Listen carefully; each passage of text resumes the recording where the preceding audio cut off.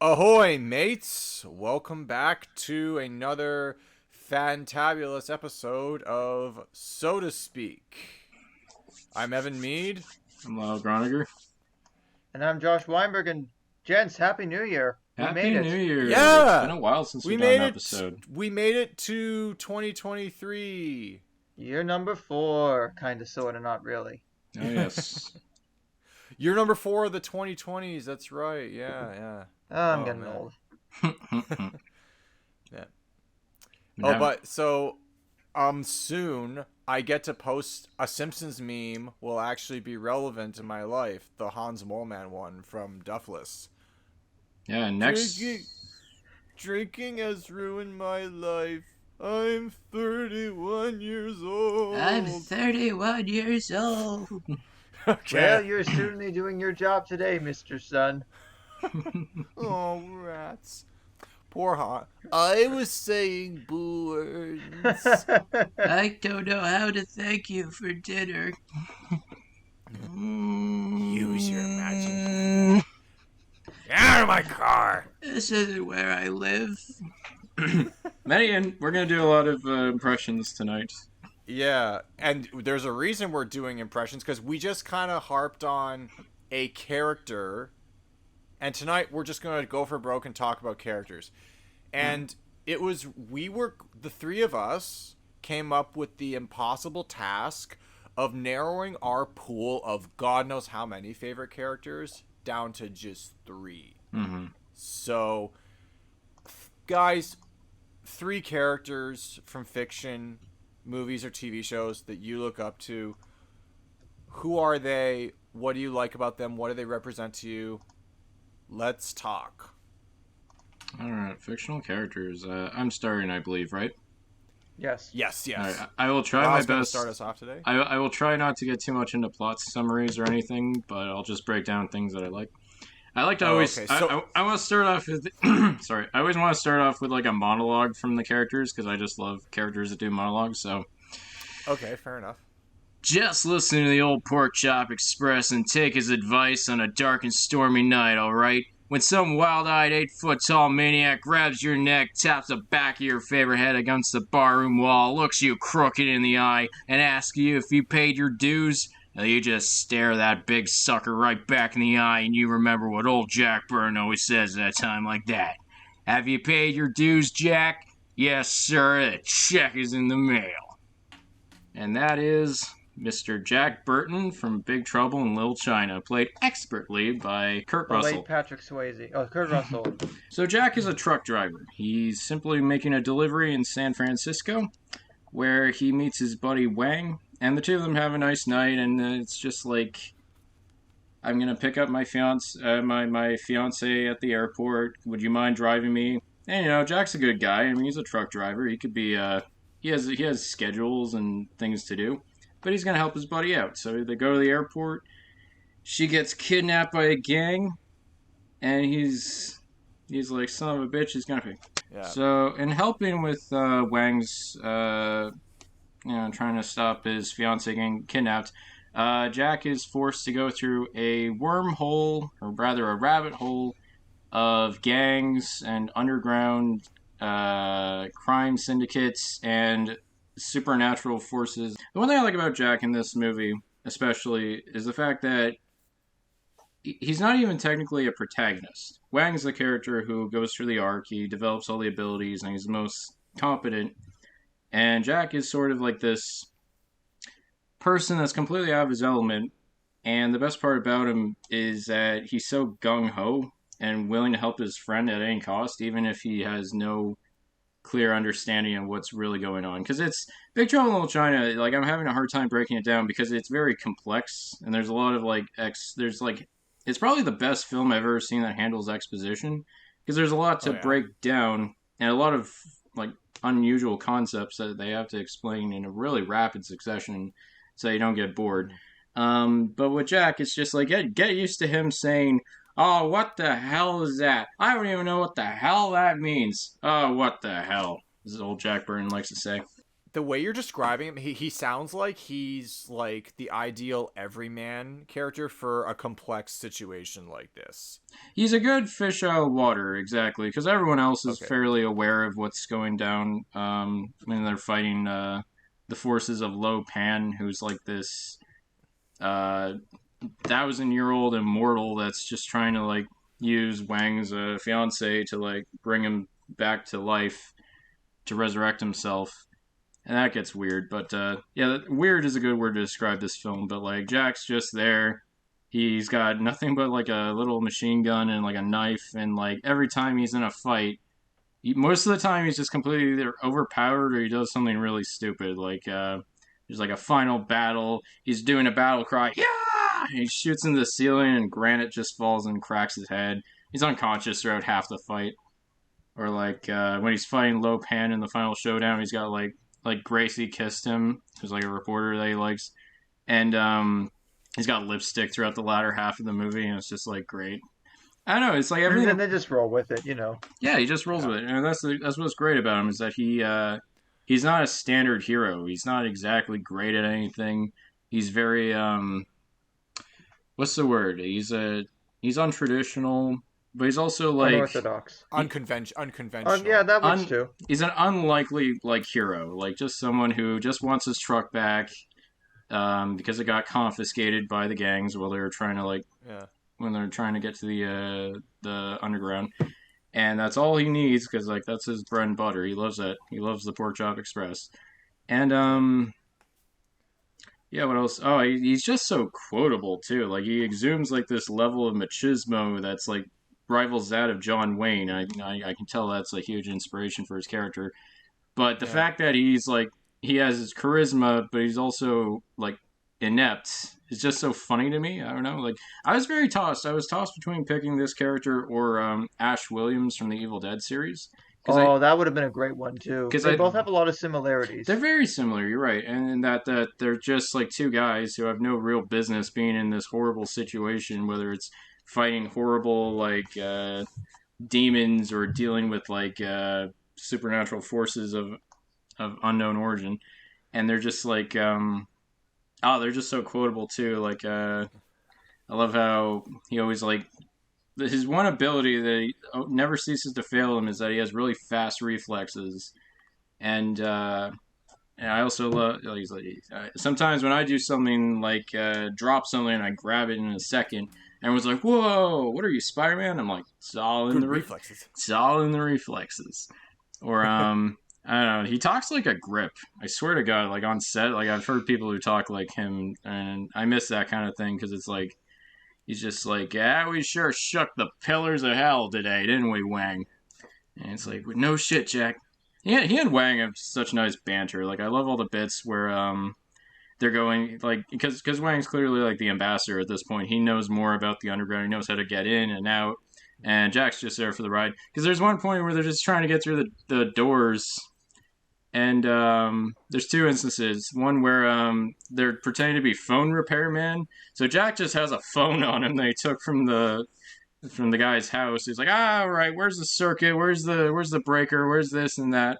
And Wang's just kind of like, we're repairmen. It's legit. And there's another one where they go to another door and it has like Chinese letters on it, and it's like, what's that say? Death to those who enter. Your spirit shall rot in hell. And he's just like, really? No, it just says caution. They walk through. It's just great. And what's my last moment? I also love how like because he's not really a protagonist, he's also like he doesn't really go through an arc. He's a super static character throughout, which is kind of rare nowadays, to be honest. He doesn't even really get the girl at the end. He's just like he's happy he's got his truck. He says adios to all of his friends who are like overjoyed, like Wang saved his fiance. Egg Shen like defeated Lo Pan, and like the underworld is no longer a threat to San Francisco. Everyone's rejoiced, and Jack's kind of indifferent. He's just like, all right, I'm gonna go do my job. It's like you're not even gonna kiss her. And he looks like Gracie, played expertly by Kim Cattrall, and he's just like, nah, walks out, goes on a monologue again. I love his monologues in the truck, just the rain beating down on him, and he's just like, having these really salty conversations almost to himself. It's just, I don't know. There's just not a lot of characters like Jack Burton anymore. Another one I'm going to talk about later on has like a few attributes of his, but I just love how easygoing and like a kind of a good pal in a bad situation kind of thing. Like I base some of my personality a little bit on Jack, if I'm being honest. And I can definitely see Interesting. the resemblance. oh, thank you, I appreciate Yeah. it. But I don't want to go on too long. But that's just my thoughts on Jack Burton. I would say Yeah. Big Trouble in Little China is my favorite of John Carpenter's work. Like I know The Thing is a much Ooh, that's some bold takes right there. yeah, I know. Oh, it is on Disney Plus. Holy shit, nice. Good. Nice. But I'm yeah, gonna watch definitely that check. sometime. You should definitely check it out. It's a lot of fun. And I know like The Thing is John Carpenter's best film. I'm not denying that. The Big Trouble in Little China is just the one I've watched like way more that I quote all the time. I think about all the time. It's just such a glorious little adventure fantasy film. And I keep hearing rumors that they want to remake it. And like Yeah, apparently Dwayne Johnson's production company is developing a sequel, so we'll see if that Oh, pans so out. a so we sequel. could get like a legacy thing. I Because mean, that goes really well lately. I don't know. On the one hand, Well, I I'm mean, not against it. I'm not avidly like, oh, they're gonna ruin it. I'm just kind of indifferent. Like, I don't think I need yeah, this. Big Trouble in Little fair China enough. had its day in the Well, sun. A bit of a product of its time, but it's still really fun. And it's actually like not really as like problematic as many people make it out to be. Because like to go into Jack's character, he's not what many would call a white savior. He's just simply an accomplice. So right. I hear So Yeah, he's people just a defend it's him. guy. the way you describe him. It sounds like he. Well, and keep in mind, like once again, I'd like to reiterate, I've seen this movie. It's just been a minute, so It's been a while, yeah. when I watched it, I was like, yeah, no, this guy does. Yeah, he just sounds like he's along for the ride, and Pretty he's because much. he sounds like a classic everyman type of guy. That Yeah, he's a blue collar guy in an uncommon situation. yeah, We all been there. It's kind of interesting because you look at the character Kurt Russell played in another earlier Carpenter film, Escape from New York, and you look at Jack in Big Trouble in Little China. It's a little bit of a muting of sorts of those yeah, sorts of characteristics from Escape from New York, but it's also a good middle ground film wise between something like, of course, The Thing 82 and They Live a few years later. You know, you yeah. have that still sort of stoic protagonist, but as I said, the wisecracking parts of his character would make him a lot more enjoyable. Oh, he's so enjoyable. Kurt Russell is like electric in this. Like, I wouldn't say it's his greatest performance, but it's definitely one of my favorites. Much like, You're right. Right. Nothing's topping the dad from Sky High. yeah, absolutely, absolutely. Or Stuntman Mike from Death Proof. I hate that movie, but I'll give him credit. He's really good in that. He deserved his comeback because of that film. hmm In any case, I shall bid adieu. And I And guess Josh, Josh you're is, next. Josh is Yep, next. that's me. Um, Now we're gonna go from, of course, San Francisco Chinatown to the lovely English countryside for everybody's favorite claymated duo, Wallace and Gromit. Hey, Ah, nice. let's go. Lovely, wholesome little characters. Let's go crackers. I'm just, Cheese, Gromit! I'm We've just, got to cra- have more I'm cheese! just crackers for cheese. Uh, Probably So everyone's first introduction to claymation, Wallace and Gromit have been an institution of not just like British television and cinema, but certainly international animation. mhm. And to think that it all started essentially as a student film from Nick Park back in, I want to say, 89 with A Grand Day Out, which even for Yes. being a student film, oh, good, I got the year right. For being a student film, it did have some help from, of course, the animation titan known as Aardman, but it still holds up really well. It's just an example of great, like clever storytelling. It's just a simple premise, but the way the claymation works is it's so beautiful. It I is. okay. I saw the feature film, which you're going to talk about in a minute. But Yes. but it's comforting to know that Wallace and Gromit was like the prelude to Chicken Run, which is not just one of my favorite claymation movies. It's one of my favorite animated movies. Period. So Okay, yeah, interesting. and just the wit and the charm that Wallace and Gromit brought forth kind of like set the tone for what Chicken Run would become. In a way, yeah. Although while Aardman have done other productions again, like Chicken Run or Flushed I Away liked Flushed or Away. Yeah. It's okay. I'm not sure. There's like I actually Shaun the never saw Sheep is like Flushed one of their Away. bigger It's spin-offs. good. Just the simple nature of like Wallace is just an average guy. He likes cheese. He likes his dog Gromit. But through Gromit, I think I relate a little bit more to because Gromit doesn't say that much, but yet his the way he And by emotes and his that much, actions speak Josh, what do you? volumes. And by that much, we mean nothing. No, but like just that's a great example of the actions speak louder than words, and even throughout all the and shorts and stuff, Gromit is usually the one that bails Wallace out of a lot of sticky situations. and Oh I yeah. love how I love how Gromit has because Gromit's not like other dog characters. With other dog characters, you typically see their tongue hang out, and a lot of dogs, especially in animation, emote with their mouths. Not Gromit. You never All in see his Gromit's eyes. mouth. Yeah, it's all in his eyes and his body. Like that's how he emotes, and he's hilarious. And I definitely respect the fact that they choose to emphasize the visual features and the body language because that's a lot of. I guess I kind of learned a lot more about interpersonal communication, just like the more subtle ways to understand people through a character like Gromit, and the fact that Nice. he does get some focus. I mean, for example, like in The Wrong Trousers, the whole subplot is Gromit suspects that this new penguin roommate is up to no good, and he's a pretty intelligent animal character in a lot of ways because again, like even though Wallace is an inventor and comes up with all sorts of wacky things, Gromit's usually the one that ends up, having the more prevailing ideas more or less. Yeah, Wallace Yeah. is a little bumbling, but he means very well. And He does. speaking of the wrong trousers, we gotta talk about that train sequence. That Oh, that is a great sequence. Just like, Evan, just he's got to think on his feet. Yeah, well, Gromit's literally got to lay down more tracks so it doesn't crash. faster than the Flash, faster than Superman. Just Evan, please watch that sequence, the train sequence from Wrong Yeah, Trousers. it It's speaks more A to the Gotcha. medium plus. too. Just being able to keep up with that speed and just like it's so fluid for something that is so painstakingly precise. It's S tier stop motion animation if I've ever seen one. But in any Right. case, Now, the fact that Wallace and Gromit were successful enough not only in the United Kingdom but outside of the UK to get a feature film in 2005 is nothing short of miraculous, just considering that, the premise is something that wasn't exactly new and setting the world on fire, but in that medium of claymation, it worked out extremely well. And again, well, Gromit is such a key focus to that because, again, he's got to basically stop, Were Wallace from taking over the town. Yeah. come on, Gromit, do something a little more alluring. Da, da, da, da, da, da, da, da, Oh, da, that was a hoot. da, da. I I remember remember that seeing from that. and then in the trailer, I laughed like It was in the a. trailer.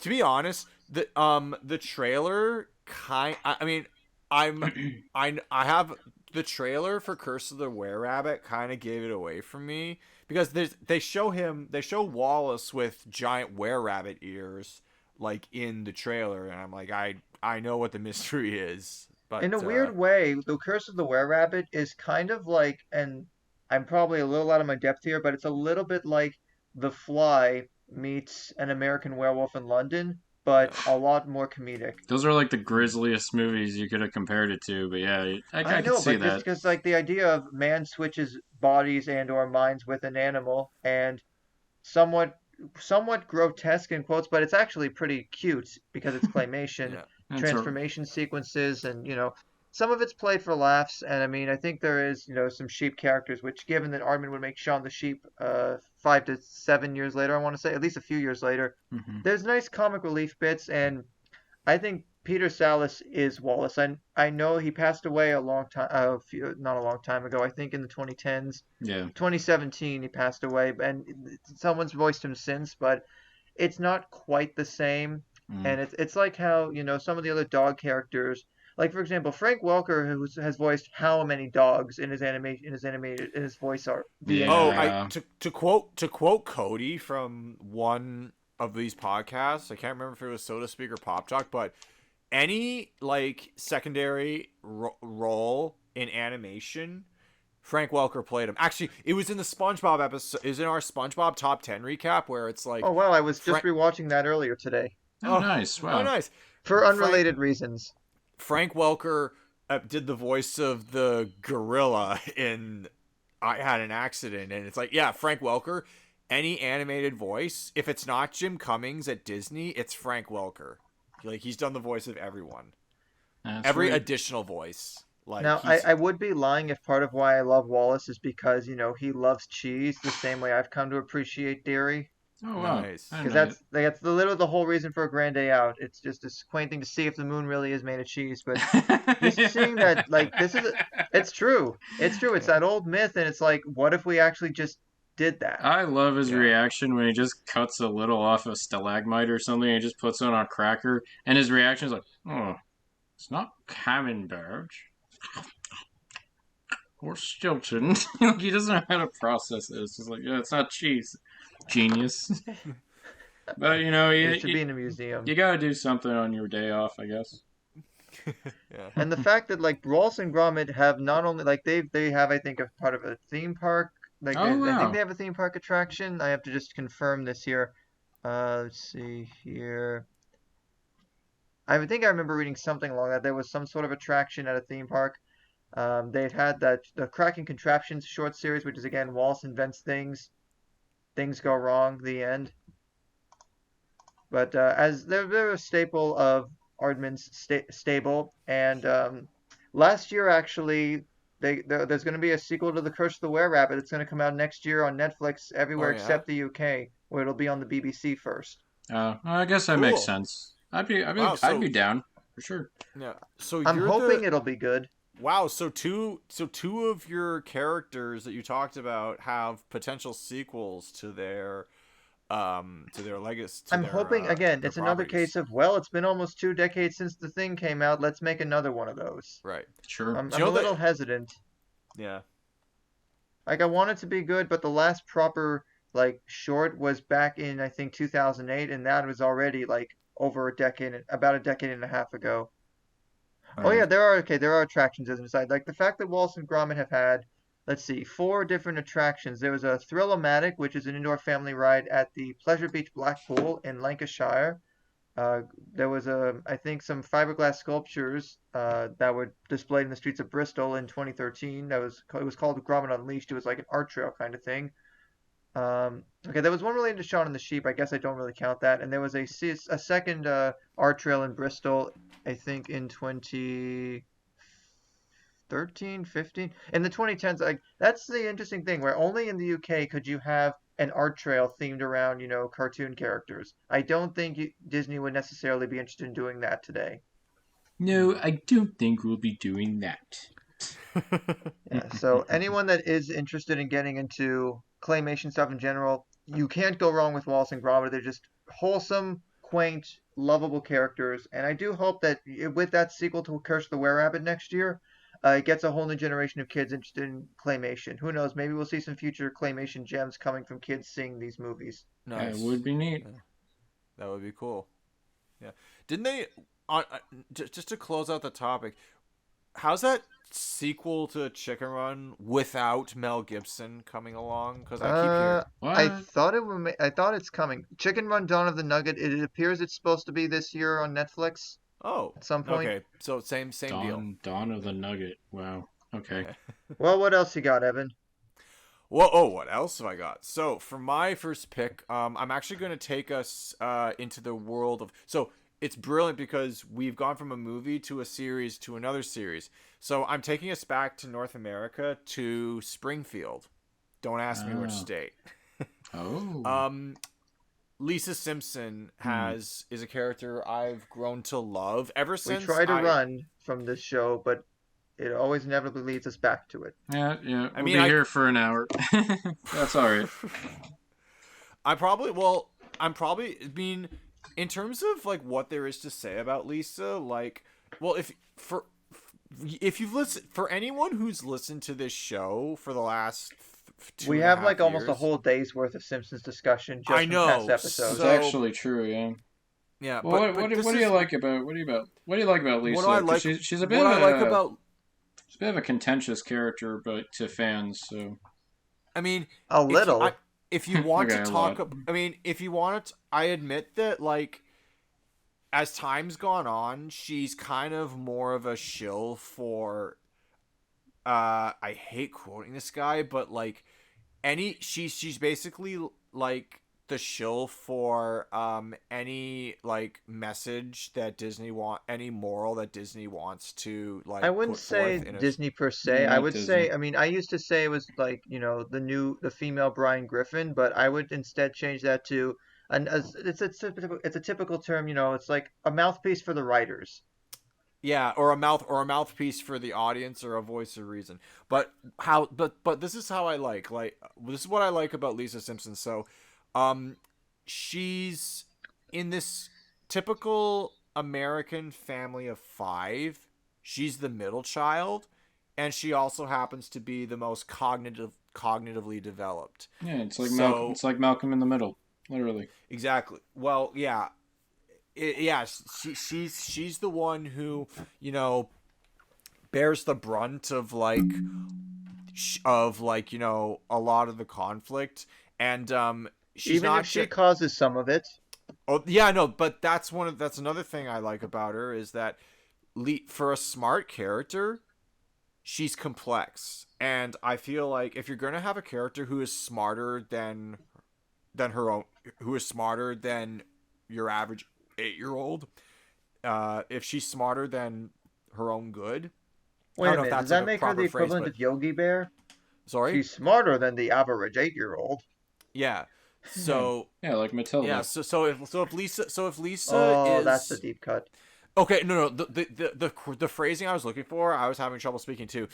Too smart for her own good. So Yes, that's more like it. if you're gonna have a character be too smart for your own good, then you may as well like have them learn lessons and have them get into trouble and have them learn that certain causes aren't always there are certain ways to go about certain causes, and some causes aren't even worth the effort. Like there's one episode in one of the later seasons, like post Golden Era, there's an episode where she camps out on an what is it, a giant it's Lisa the Tree Hugger is the name of the episode, where she camps out on a tree to stop a logging company from destroying it, and it's a deforestation campaign. But the trials and tribulations of like how far is she willing to go to prove this point is like it's interesting to see, and you do feel for her. An even better example of uh Lisa being tested to her absolute limits is The Secret War of Lisa Simpson, where Bart gets sent to military school as punishment for something he did, but Lisa goes voluntarily. And the contrast is Bart doesn't want to be there, but Lisa does. And while Bart doesn't want to be there, but he excels at a lot of the drills, Lisa struggles to keep up, and she questions, why did I even get myself into this? And she aligns herself with Bart to get her through the ordeal, because while she may consider herself smarter than Bart, and while she definitely considers herself smarter than Bart, she knows when to align with him in order to get through like a tough ordeal. Another good example of that is Lisa on Ice, where they compete in Pee Wee hockey, and I'll always just call it episode trying to eat the pie episode. yeah, I If just you call that don't one, move, they're I both get. losers. and if you get eaten, it's your own fault. Hum, hum, hum. Ah, ah, ah. Oh, what the hell? And then of course there's and then when you have her experience, I feel like one of the episodes where she fights for a good cause and like is torn and gets really heartbroken in her fight for a good cause is Mr. Lisa Goes to Washington. And then of course she doesn't always fight for a cause the right way. See Lisa the Vegetarian, Yeah, where Indeed. she genuinely sucks also in that episode. yeah, at least the Vegetarian, where it's like It's just a little radical. It's still good. It's still good. It's gone. I know. yeah, but so, and I'm always torn between like, and the way she interacts with like each member of the family, like she has her moment to shine. Like there are memorable episodes where she like helps Marge, her mother, be like a more honest person, like see All's Fair in Oven War. She helps Homer be a better person. God knows how many times. There's a lot of those, yeah. Yeah. probably the most one of them. Like I said, in Lisa the Vegetarian, like she comes to respect that yes, Homer is you can't talk Homer out of eating meat. It's just not going to happen. But the two of you can respect each other for your dietary choices, and then of course there's Lisa's Substitute, where like the one man on the planet who has the ability to nurture her cognitive development and her intellectual upbringing he's the perfect teacher, is only there for a short time, and then when she's stuck with Miss Hoover, and then she also has to go back home to Homer, and she realized like how incompatible like she feels in that family. Homer, like she truly does bring out the best in Homer, more so than any other, in my opinion, more than any other member of the Simpson family. Lisa is the one who brings out the best in Homer. And if we're going to be really honest, like the Simpsons are a family based on and named after the family of the show's creator, Matt Groening. So like, It's just the Goldbergs. Kinda, yeah. So like, oh, isn't there a parallel? Well, but this is the thing. Like, if Simpsons roasting on an open fire establishes anything, like, if we're being completely honest, like, it's called The Simpsons, but it's Homer's show, and Lisa plays a beautiful dynamic in that, in like bringing out the best in Homer. Probably more so than, like I said, more so than any other character on the show. I mean, To Lisa's credit, I will say some of the early seasons also have her really dealing with a lot of moral struggles, like of course with utility piracy and Homer versus Lisa in the Eighth Commandment, or I guess as you mentioned, Mr. Lisa Goes to Washington, the whole gambling debate in Lisa the Greek. Oh, and then there's also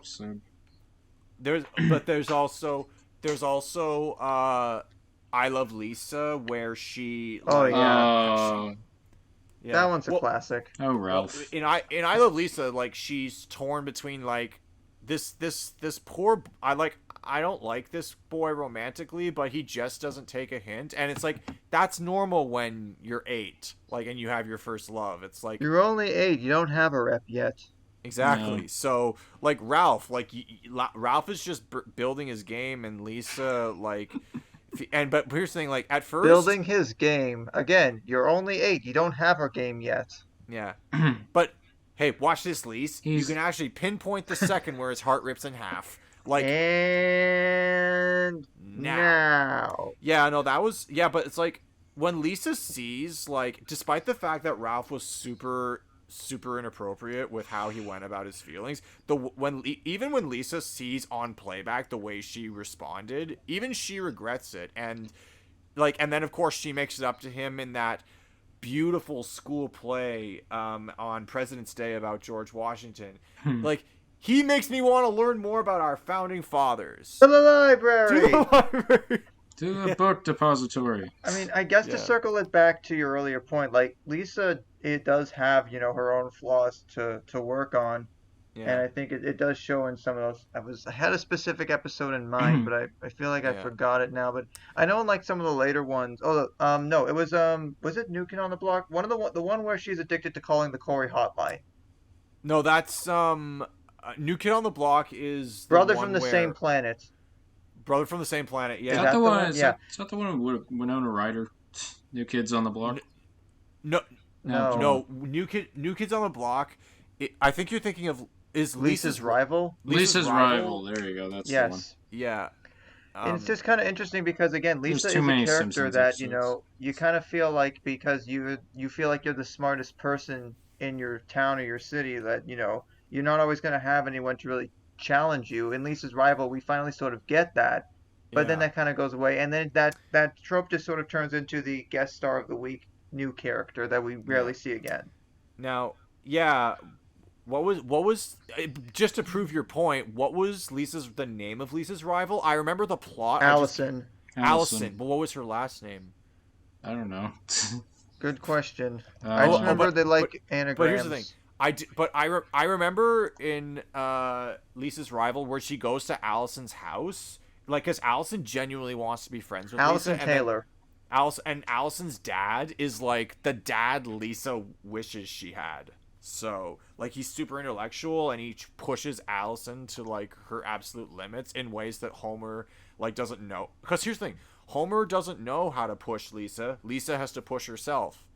Although Marge is there to form Lisa's, like, morality compass. And this is another good episode where Lisa's morality can go askew is in the B plot of Duffless, where she to get revenge on Bart for ruining her science project, she creates a new science project that's actually very mean-spirited. Like, is my brother smarter than a hamster? It's like, yeah, I get it, you're smart, but like it just goes to show that sometimes intelligent people don't use intelligence for the right reasons. What would you say is your favorite Lisa episode? Just trying to wind this conversation to a point. Okay, like if I have several. I've already one. talked about a lot. Okay, so maybe we'll just kind of fire it off since we've all talked about The Simpsons. My favorite, if I have to pick one favorite Lisa episode, I'm gonna say Summer of 4'2", which I have talked about. And to reiterate from that episode, I love Summer of 4'2" because how many times have we seen an otherwise dweeby or socially awkward character try to be cool and have it just come off really annoying or really weird? No. When they try to make Lisa be cool, it's actually really relatable, and it's not cringy. It feels like she could actually pull off being cool. And when, of course, that perception is when that new persona of hers is challenged by Bart, like, it's like I don't want to see Bart fuck this up for Lisa. I want Lisa to succeed at this because I like the characters she befriends at the beach at the oceanside town, and I love, like, the resolution it comes to. But that's just my pick. She just wants to chill with Christina Ricci. That's all. Exactly. Who wouldn't want to chill with Christina Ricci? Exactly. Yeah. If I had to pick a favorite Lisa episode, I would definitely have to go with Round Springfield. With yes. How the hell did I talk about Lisa without even touching the fact that she's a master musician? Yeah, saxophonist. Saxophone. Saxophone. But yeah, we gotta talk about Bling Gums Murphy for a second. Like, it's sort of like how Evan said in Lisa's substitute, Mr. Bergstrom is basically her intellectual hero. Bleeding Gums Murphy is very much a musical hero in the golden era. Oh, easily. Yeah, and I love how she pays like a memoriam to him, like after he unexpectedly passes away. It's a really beautiful episode, honestly. It's one, and it's very much centered on her too. Like, she doesn't need a celebrity to come and give her a pat on the back. She's literally like going out of her way to try and honor this man who fell into obscurity. Yeah, exactly. So to the kids who are watching, like, by the way, like, ignore Lisa Goes Gaga, ignore that short where she chills with Billie Eilish for 2 minutes. Like, Round Springfield is all you need to know about where Lisa gets her creative spirit from. Exactly. It's a great episode. Yeah. Josh, what would you say is your favorite? I mean, I've talked about Round Springfield before, so I'm gonna probably take the lame route and agree with Lyle. Oh, wow. Okay, fair enough. Just because I think the whole gist of it is, The Simpsons have discussed death before, but this is the first real example where Lisa basically has to go through this experience alone because no one else can relate to knowing Bleeding Gums in the same way she did, other than maybe his own family, which the show expands on much later. But, it's an example of, a character that has to move on from, a rough event and, accept that there will be life after this person is no longer around. And something I can relate to. And just the theme of course, that version of Jazzman, it's just a great song in its own right. So I feel like that also helps to be a good staple for that episode. The image of her playing saxophone up against the cloud of Bling Gums Murphy. Yes. That's a really nice way to end that episode. That's going to stick with me for the rest of my life. It's like, you made an old jazz man happy, Lisa. Yeah. Now I must go.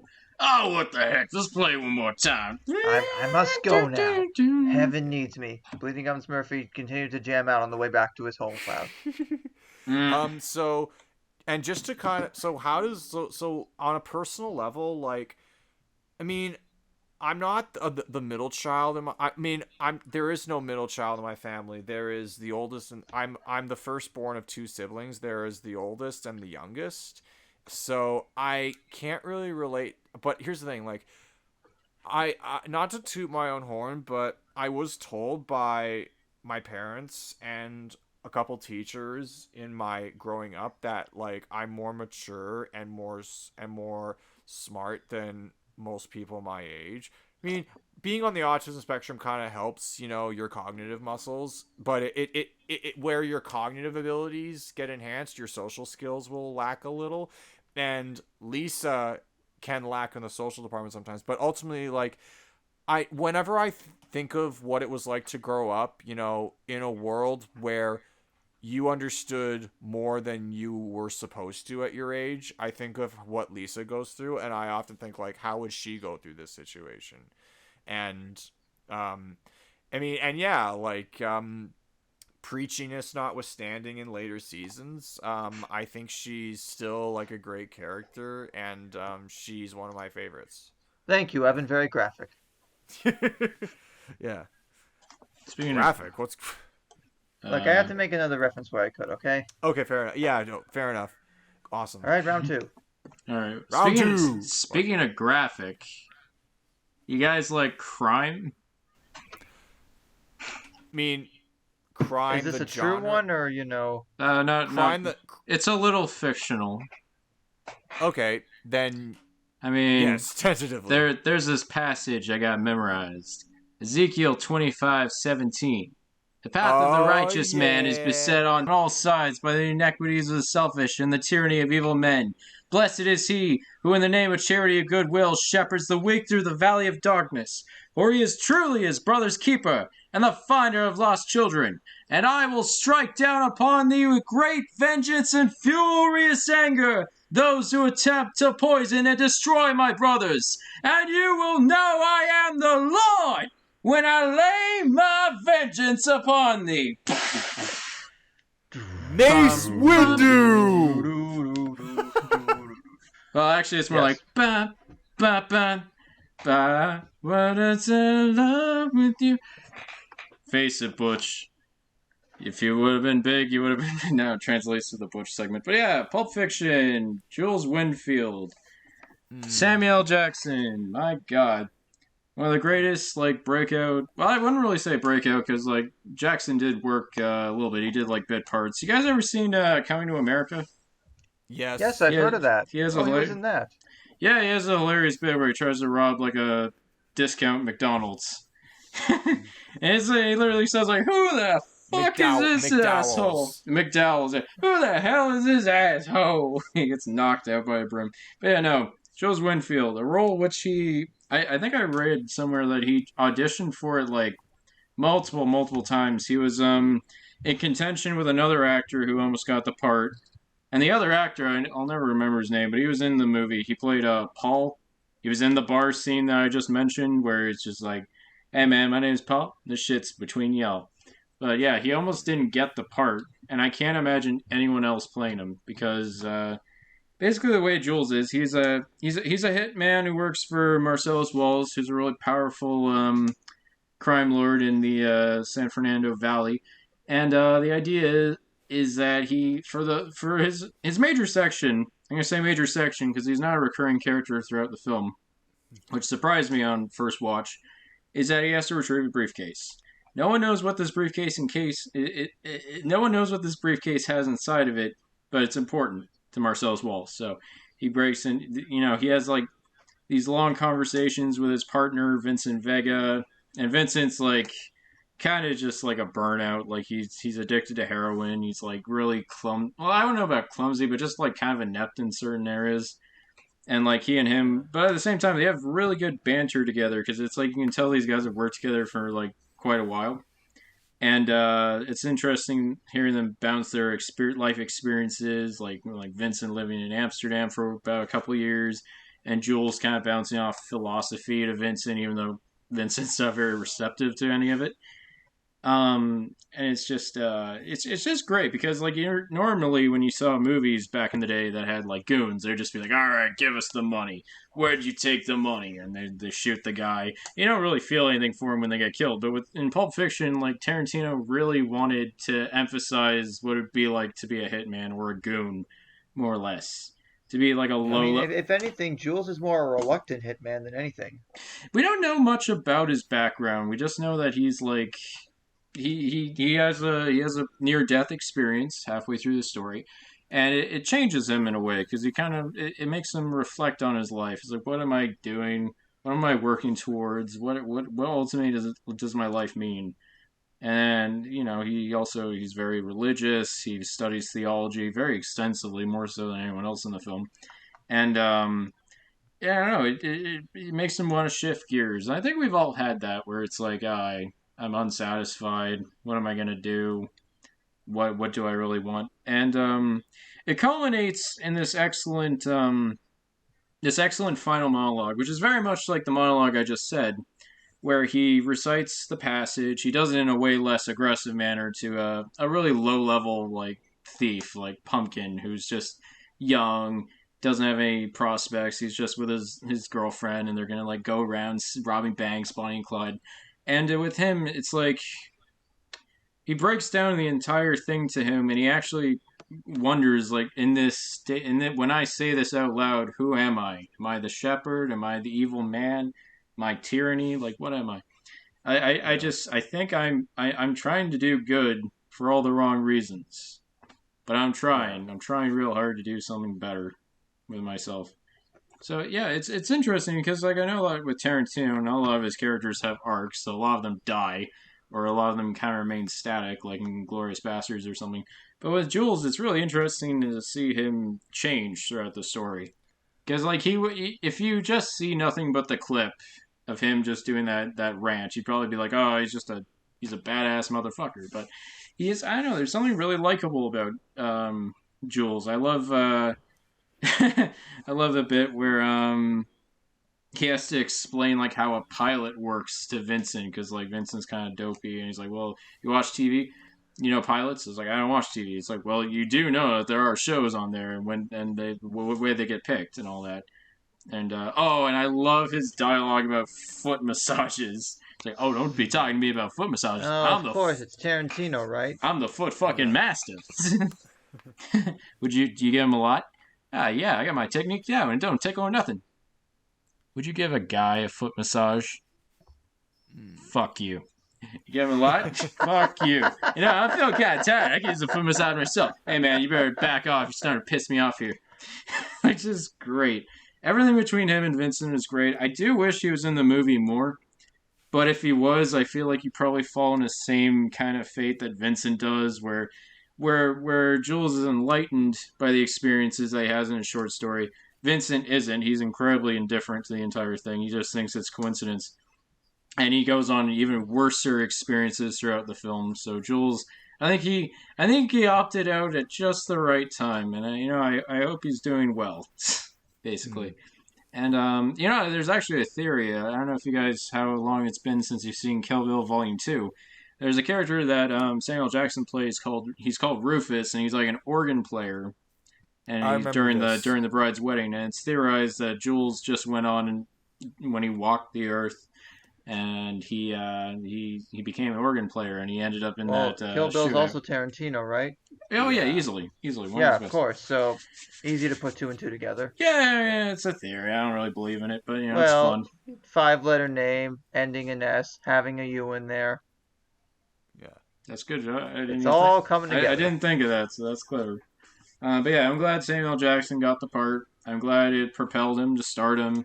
I would say it is one of his strongest performances. Not maybe there's others that can compare, but every time I see him, it's just like I'm reminded of how good he was in Pulp Fiction and just how funny he is as an actor.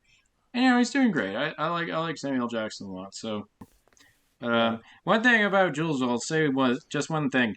I don't know how he puts up with a guy like Jimmy Dimmick, Quentin Tarantino's character. Like he's just like, you know what? But you know what's on my mind right now? It ain't my coffee. It's the dead in my garage. I feel like Jules would just be like, What'd you say?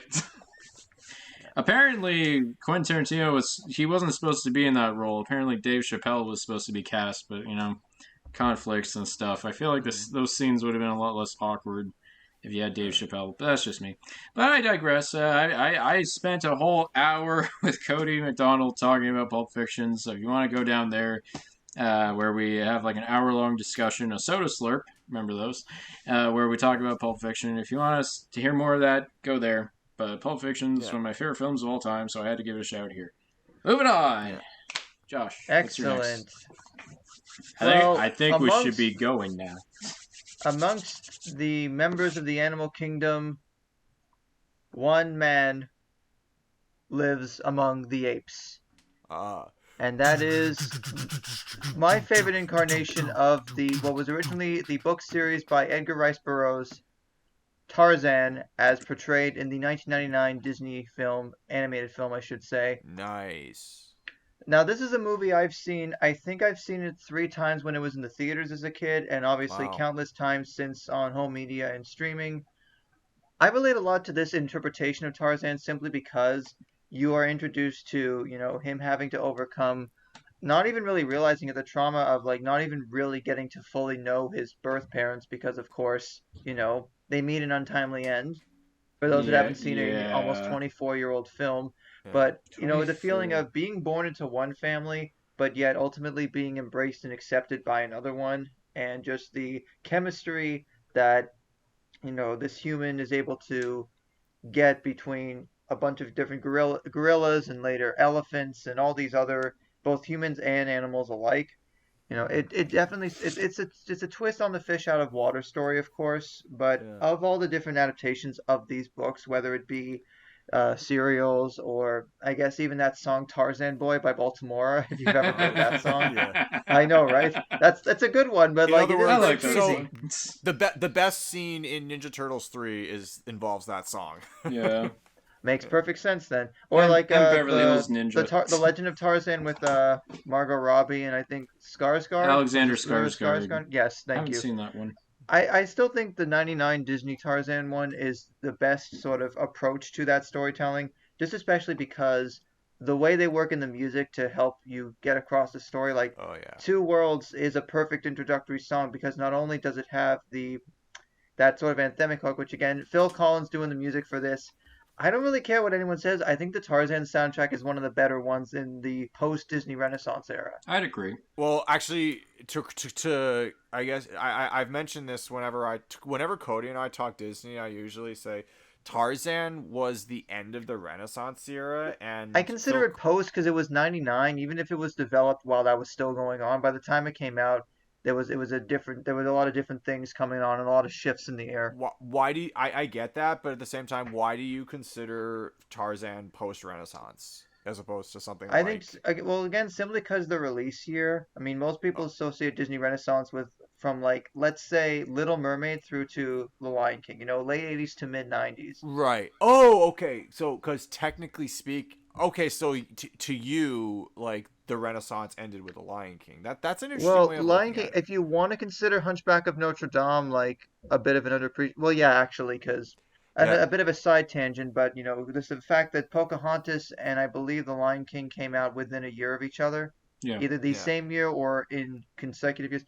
Point being, to get back to music, it also really helps you to get into the actual character development, and just as a kid.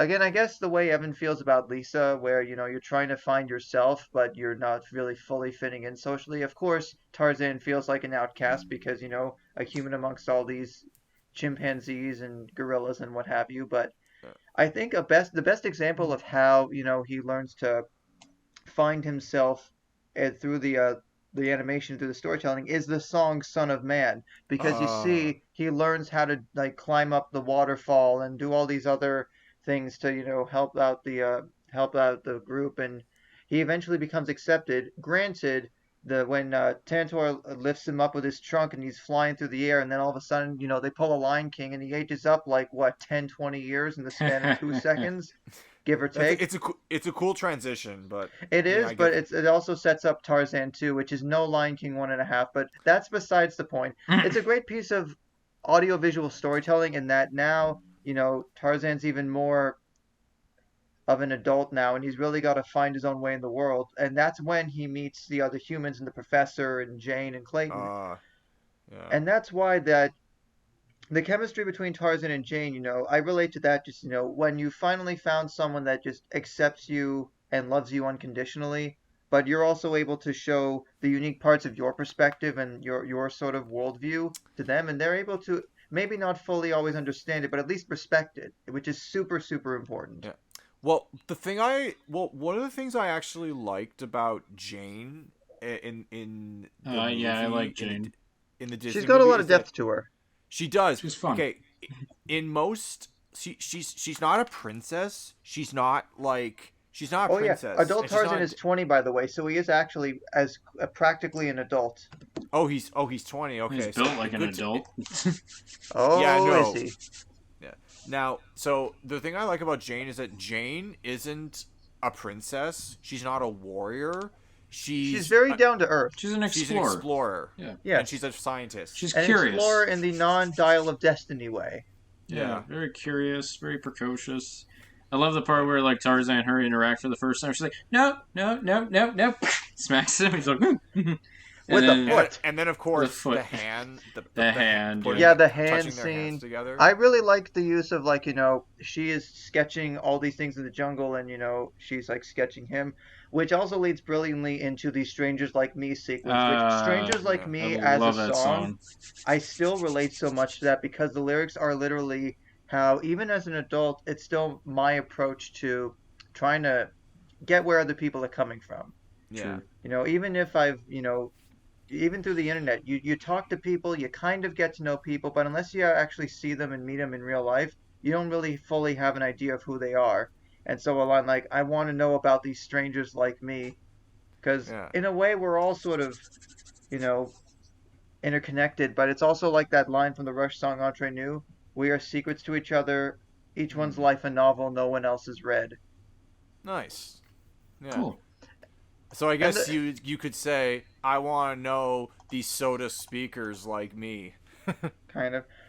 I think also another point that I relate to with this version of Tarzan is that he means well, much like I think one of your other characters, where he tries to do the right thing even down to the end, even after Clayton of course wants to kill all the gorillas and just take over the land and stuff, and even though he's trying to kill him, Tarzan's trying to help him, because he sees that he's getting through all these vines to try and get to him, and he sees what's ultimately going to happen, and he tries to help him, but there's that little twinge of he feels a little guilty, he could have prevented it a little bit, but ultimately he knows that there was nothing that was going to stop him from trying to achieve that. It reminded me, so there's a little bit of naivete in a well-meaning way. Before Clayton's demise, they have a skirmish in those trees, and Clayton's signature weapon is his rifle that he actually uses to murder Kerchak, Tarzan's adopted father. Yeah, that's a bit of a heartbreaking thing, because Tarzan finally felt at that point that he had finally gotten some level of acceptance and respect from his father figure, in much the same way having to. In some ways, some of the male figures in my life, I may not have gotten to know them for a very long time, and having to sort of, move on from that and really sort of question, did I really ever get enough time to spend with them, or did I really ever know them on the same ways like other family members did? Yeah. Well, but what I was getting at was with Clayton, there's a scene where Tarzan and Clayton are brawling in the trees, and Tarzan actually gets a hold of Clayton's rifle, and Clayton provocatively says, "Go ahead, shoot me. Be a man."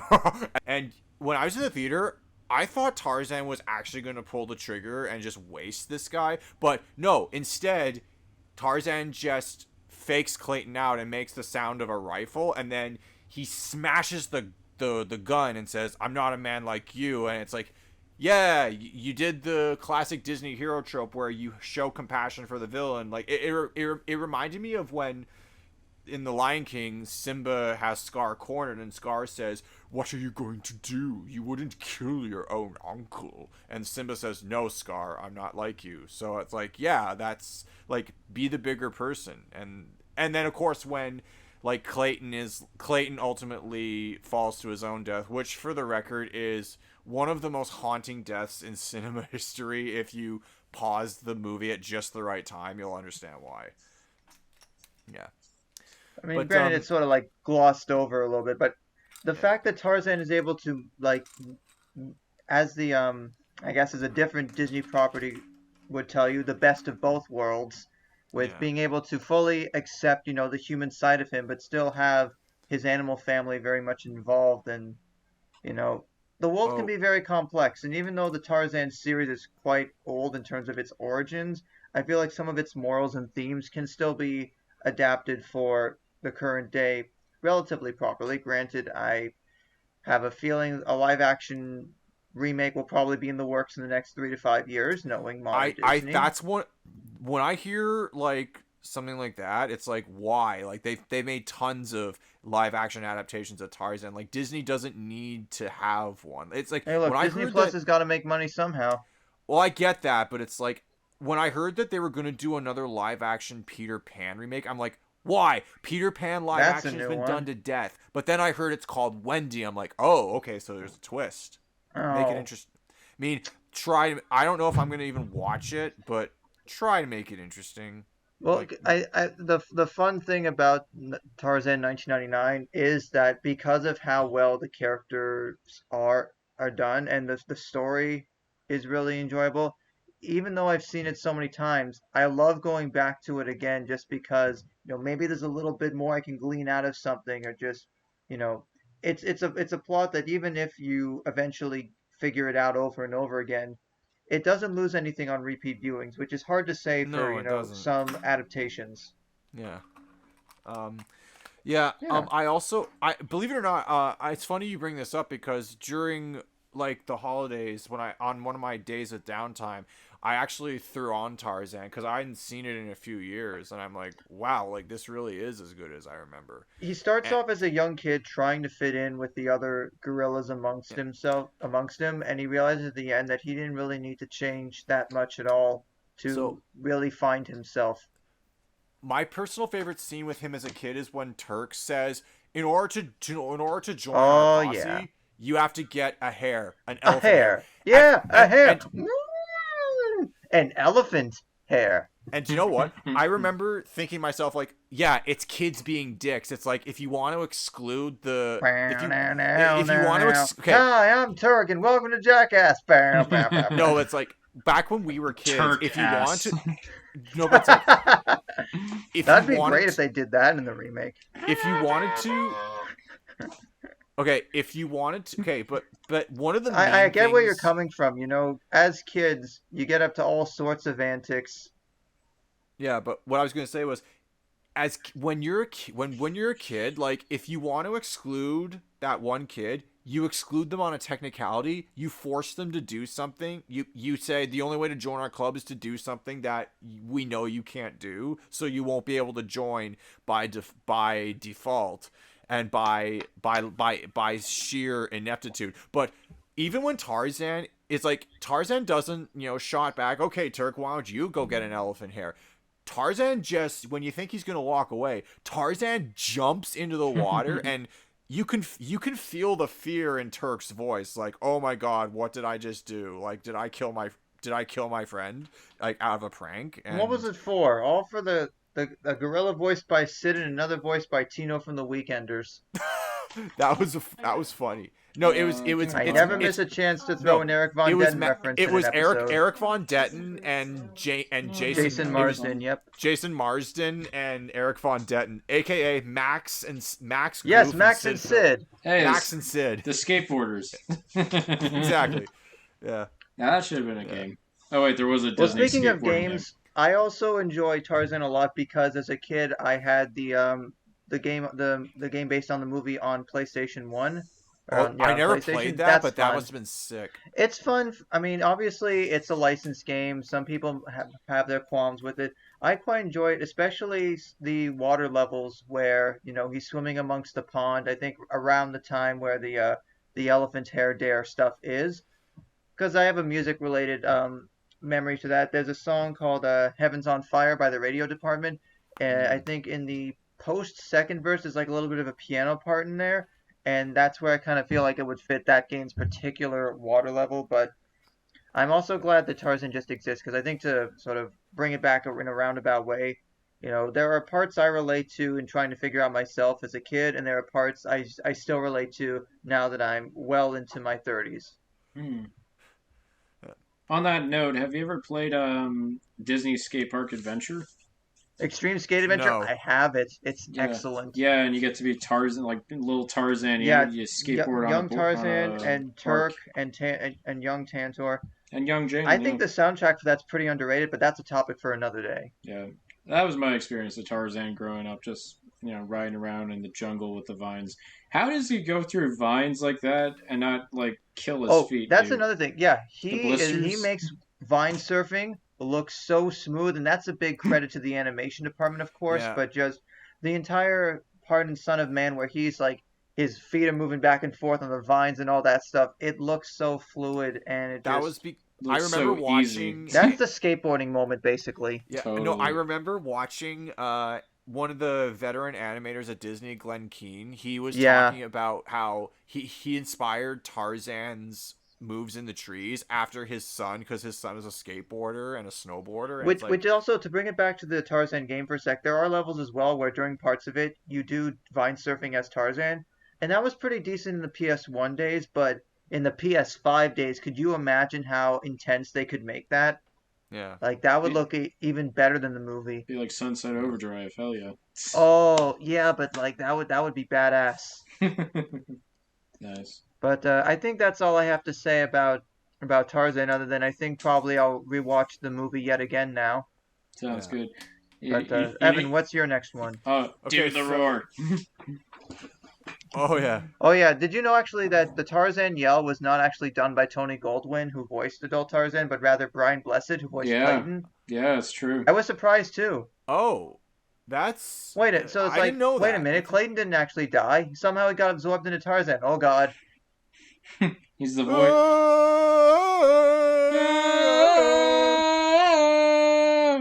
He's the voice inside his head. I'm sorry. I'm sorry, Uh, Evan. Your next one. so, I'm gonna. Okay, so we've talked about protagonists and good guys, but I am altering the list. Pray I don't alter it any further. He's the bad guy. Yeah. So, this particular villain, as a character, he happens to be my all-time favorite villain in any work of fiction. And for good reason, knowing how long I've known you for. Case in point, Darth Vader from the Star Wars franchise. Dun, Now, dun, my introduction to dun, him dun. was like, without even Okay, so I'm not gonna really talk about his alter ego. You've had what, a 3 or 4 hour episode where you go into everything Star Wars? Right. We Yeah, have that 5 hours. actually. Yeah. Thank Yeah, you. So So what do you like? it was- What do you like about Darth Vader? Because he's a pretty What do I like about well-known Darth Vader? character. Well, He's when I look at top of the so- list so of villains. what in the context of the original Star Wars trilogy, one of the things so when the second he walks into Leia's starship in A New Hope Tantive after 4, after his garrison essentially shot up the place, and the party just stops and Vader walks in. Back he when just strikes stormtroopers could shoot. Yeah, no kidding. So First? Yeah. when Vader enters the ship, like, he strikes such a commanding, intimidating presence, and it was actually kind of cool to see the stormtroopers just fall into line the second he enters, and then at first I thought, when I saw Star Wars for the first time, I thought he was like the leader of the Empire, even though they mention in passing in like the board meeting on the Death Star that there is an emperor and we get into him later. But you don't for in A New Hope, you don't see the Emperor, you just see Vader. So as far as you're concerned, Vader is like the one who commands the Empire. And but as I grew to understand the story more, and especially when you get into Empire Strikes Back, you realize that Vader is like the sword of the Empire. If the Emperor is the Empire, then Vader is the sword. So So what's the shield? the shield would be the Imperial Navy, pretty much, because the Star Destroyers Gotta and wound them all. and the Yavin Death 4. Star. Yavin Yeah. 4, the shield generator. Exactly. There you So like when I and Oh, sorry, Endor, not Yavin 4. Jeez. Endorse. They- Yavin 4 is the they rebel base. rhyme. I'm sorry. They're both forest It's okay, planets. don't worry. Yeah. So back to Vader. He I love how even when he's not technically the highest authority in the room, he still strikes such an intimidating presence. Like, he explains when these Imperial dignitaries are basically talking about how they have, in the words of that one arrogant guy, the ultimate power in the universe with the Death Star. Vader just shrugs it off like, yeah, like, this is a technological terror. Like, this is the power you have is insignificant next to the power that I have. And then this one officer tries to mouth him off for it, and Vader just, for the first time ever, we see Vader use a force choke on someone, and you don't think it's gonna go well for this guy, but then when Tarkin, who is the guy running the room, says, "Hey, Vader, release him," Vader's like, "Okay, as you wish," and he lets the guy go. But that's because, like, Vader was held back in A New Hope by the command of Tarkin. Like, Tarkin kind of dispatched Vader whenever he could, and Vader is the ultimate, like, force of terror when it comes to Princess Leia coughing up the Death Star plans or the location of the Rebel base. And even then, like, Leia puts up, like, a hell of a resistance. Like, even when one of the first, I remember the first time, like, Darth Vader, when I was a kid, he was so cool to watch because his design is amazing. Like, he's in a samurai inspired black techno suit with iconic breathing that was just lingering, that his breathing just lingers in my mind. But I was only scared of Vader a couple times throughout the whole Star Wars trilogy when I saw it as a kid. The first time I was scared of him was when he brings in the interrogator droid and he says, "And now, Your Highness, we will discuss the location of your hidden rebel base." And then you see the droid has a syringe on it, and then the door closes, and you can only guess what happened to her. So it's like, yeah, this guy means business. And then the second time he scared me was in Empire Strikes Back, when he duels Luke Skywalker, the hero of the trilogy, for the first time. Because typically in the classic hero's journey, like, the hero fights the villain in, like, the first story, but in the context of Star Wars, the hero actually doesn't face the villain until the end of the second chapter. So, but to have Obi-Wan, the mentor, go up against Vader, as, like, a bit of an old reunion, and I'll get into that in a bit, don't worry. But to have like Obi-Wan at first, like, fight Vader, and then to have Vader best him, like, I remember my brother feeling genuinely sad when Obi-Wan got struck down, and I was sad too, because it's like, okay, now I know how Obi-Wan dies. Because Seeing a beloved Star Wars character die first yeah, time. well, I mean, but as Disney would put quite literally, no one's ever really gone, and then we understand the concept of Force ghosts. So the concept of CGI reconstruction, a la Peter Yeah. Cushing. Oh Lord, don't get me started. So in Empire Strikes Back, when Luke fights Vader, at first the fight progresses from, like, a casual, like, saber clashing, but then as the fight moves into different, like, stages of different environments in Cloud City, Vader cranks up the stakes like crazy. Like, he goes from toying with Luke, like in swordsmanship, to using the Force to throw any object he can at him, to the point where Luke gets sucked out of a window shaft. And then, of course, there's the famous scene where Vader just goes bloodthirsty nuts, and it costs Luke a hand. And then, of course, Luke learns the truth about who Vader is.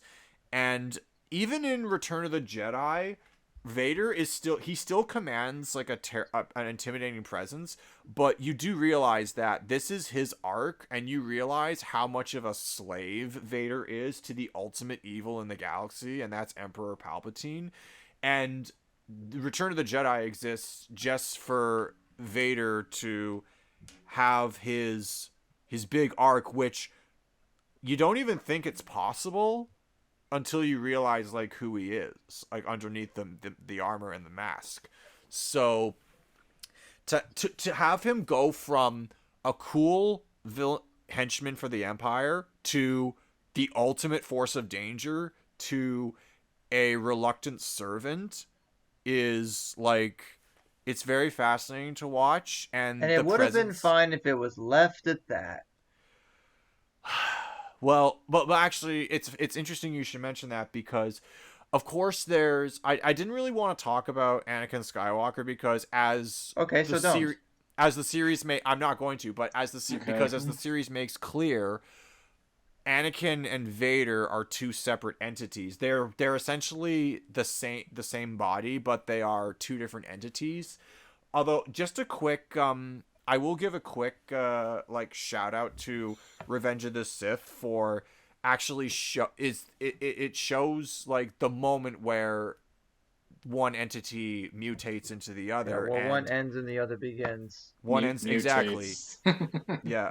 Well, and things do get a little crispy and heated in betwin. So yeah. Too hot to handle.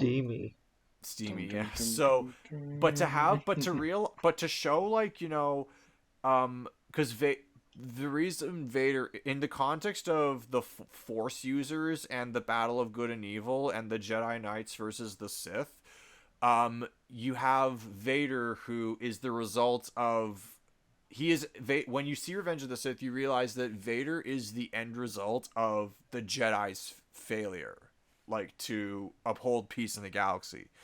And when it's powerful in Return of the Jedi to see Vader bring that light back and redeem himself in a lot of ways too by the end of it.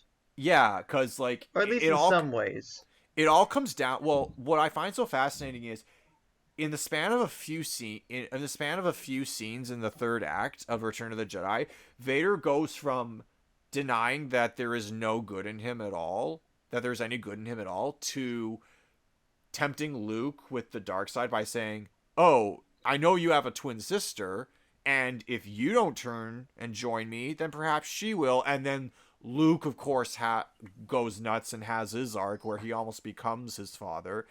But when it ultimately comes down to Luke's life hanging in the balance with the Emperor, like, blasting him with Sith lightning, Vader has to make the ultimate choice. Like, do I remain a slave to this evil, or do I rise up and save my son? And ultimately he chooses to save his son, and that's it is worth mentioning that I'm a big fan of the Amazing Atheist YouTube channel, and TJ, a couple of years back, he did make a video that questions whether or not Darth Vader was ever redeemed, and I would encourage you and our audience to go check that out, because he raises some interesting points. But so that's in the context of the original trilogy, and granted, there have been other iterations of Vader. Like, we don't talk about the holiday special; he's barely in it. There have been many parodies of Vader, from Dr. Evil in The Spy Who Shagged Me to Dark Helmet in Spaceballs. I was gonna say. But Disney, with them reviving Star Wars, they have managed to bring him back in ways that have done him justice. Case in point, Obi-Wan Kenobi. Like, that's a mixed bag. Okay, I'm very blasé to that show. I'm not gonna. Okay. I'm not gonna act like the show is perfect. The show is anything but perfect. Boring. There's a lot of If you forget about everything about the main plot, it's nice to because if I recall correctly, it's another one of those set between 3 and 4 kind of things, Yes, right? Yeah. So like you still see there's like traces of humanity in Vader technically still like there might be because it's yeah. before he fully turns, but like there's still the tension between Vader and Obi-Wan. Well, that was so the whole yeah. Honestly, though, that show exists mainly because It does. The bottom line the because they gotta fans pump wanted stuff more. out. The fans wanted more Ewan McGregor as Obi-Wan, and Disney was like, "We have to make a follow-up." They wanted to more Ewan McGregor. Insert the not like this emote. Yeah. So they wanted more Ewan McGregor, and they got a whole series of him. It could have been a movie, but hey, that's what happens Well, when that's what happens when Solo fails. Exactly. Took the words right out of my mouth, Josh. So, but Vader, in my opinion, in the show Obi-Wan, was done pretty top notch. Like they didn't do any crazy despite some of fan nitpicks.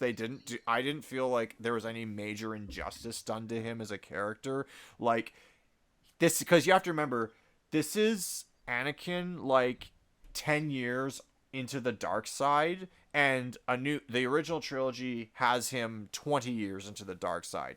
In Obi-Wan, Vader is still very bloodthirsty. In the original trilogy, he's considerably more reserved, and he only kills like when he feels like it. But this guy is just so bloodthirsty. He has a grudge against his old master, and his goal is to just hunt him down at any cost. And Vader doesn't care about how many resources he's wasting. He doesn't care who in the Empire he hurts or kills to get it done. He wants Obi-Wan dead. And one of my favorite scenes in Obi-Wan is actually a scene that didn't last very long, where when that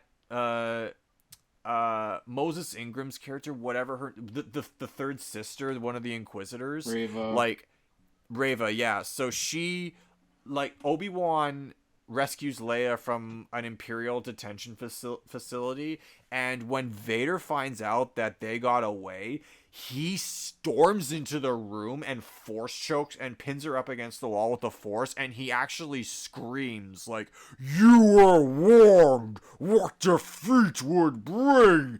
And I remember All right, Simpson, you were warned about choosing the order box. But like, I can't remember the last time I saw Vader rage like that in any Star Wars adaptation. After a bad match in Battlefront. Right, yeah. But I just remember, like, the hair standing up on the back of my head, and I'm like, yes, for the first time since I was a kid, Vader is back in a Star Wars work of literature, and he's scaring the shit out of me. Well, see, speaking of literature, there would have been a lot more ways to expand upon the Darth Vader character if Disney hadn't decided to conveniently cancel anything extended canon related. Yeah, there's that whole debacle, but yeah.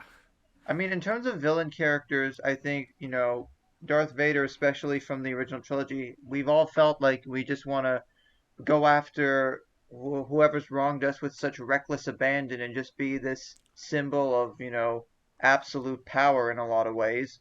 Yeah. Yeah, he's very classic in that sense. He is, and the tragedy of Darth Vader, as you get to learn more about his limitations, is like going back to Return of the Jedi for a second, in the scene where he's fighting Luke in front of the Emperor, there's a scene where Luke kicks him and Vader goes flying backwards down a set of stairs, and it's good. And and you realize. Yeah, and you realize well, now we know Luke would have been a kicker in the Intergalactic Football League. You know what else is funny? Well, keep the laces out. But you can tell that, like, despite the fact that the dark side is technically the side of the Force with all the stronger Force abilities, some consider to be unnatural, as Palpatine put it. Despite that, Vader can only use the dark side so much, and he's nowhere near as agile as the Jedi he once was, or the Jedi Luke had become.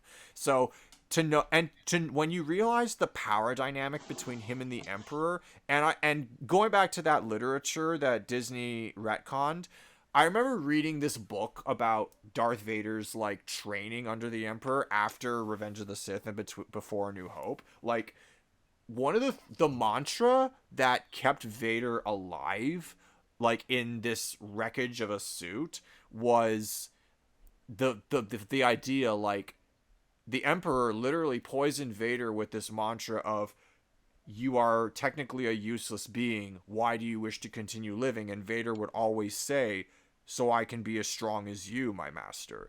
But the Emperor would continuously deceive Vader into believing that that the more you kill and maim for my cause, for the Empire, the stronger you will become. Well, that's how he gets Vader like onto the dark side in the first place. He convinces him in Revenge of the Sith to, like, that if you slaughter all these Jedi and the younglings, like, you will be strong enough with the dark side to achieve your ultimate goal, and that is to save your wife from certain death. Of course, that fails. So, after the tragic irony, Vader really shouldn't have any reason to live, but Vader just keeps mindlessly thirsting for this power, and the Emperor. It's more for approval, I think, as well. It's more a bit for of approval, a cautionary tale about the lengths people will go to get approval from figures that never really needed them in the first place. Well, that's why I find that there's an added layer of brilliance to Revenge of the Sith, in that it's kind of like idol worship in a lot of ways. Exactly. Like, Anakin, never meet your heroes. Well, Anakin went or your villains. Yeah. There you go. Anakin, or your anti-heroes. Oh yeah. But think about this. Like, Anakin went from a boy who idolized the Jedi to an adult who grew frustrated. I just realized with something. The Jedi. Yeah. Star Wars is actually what happens when you tie your identity to something so much that it consumes you. Yeah. Mm-hmm. So now, like, I feel like we've. Well, thank you, Mr. Blow the Picture, for me. Yeah. Well, yeah, we've kind of gone on for quite a bit about the Man in Black. Not that one. Yeah, like Vader, he's a classic villain. He would be a Johnny Cash fan, I think. Hello, I'm Darth Vader. Yeah. Well, Vader fell into a burning ring of lava. And it burns. I hate you. I burned on Mustafar. I hate you. My master had gone too far.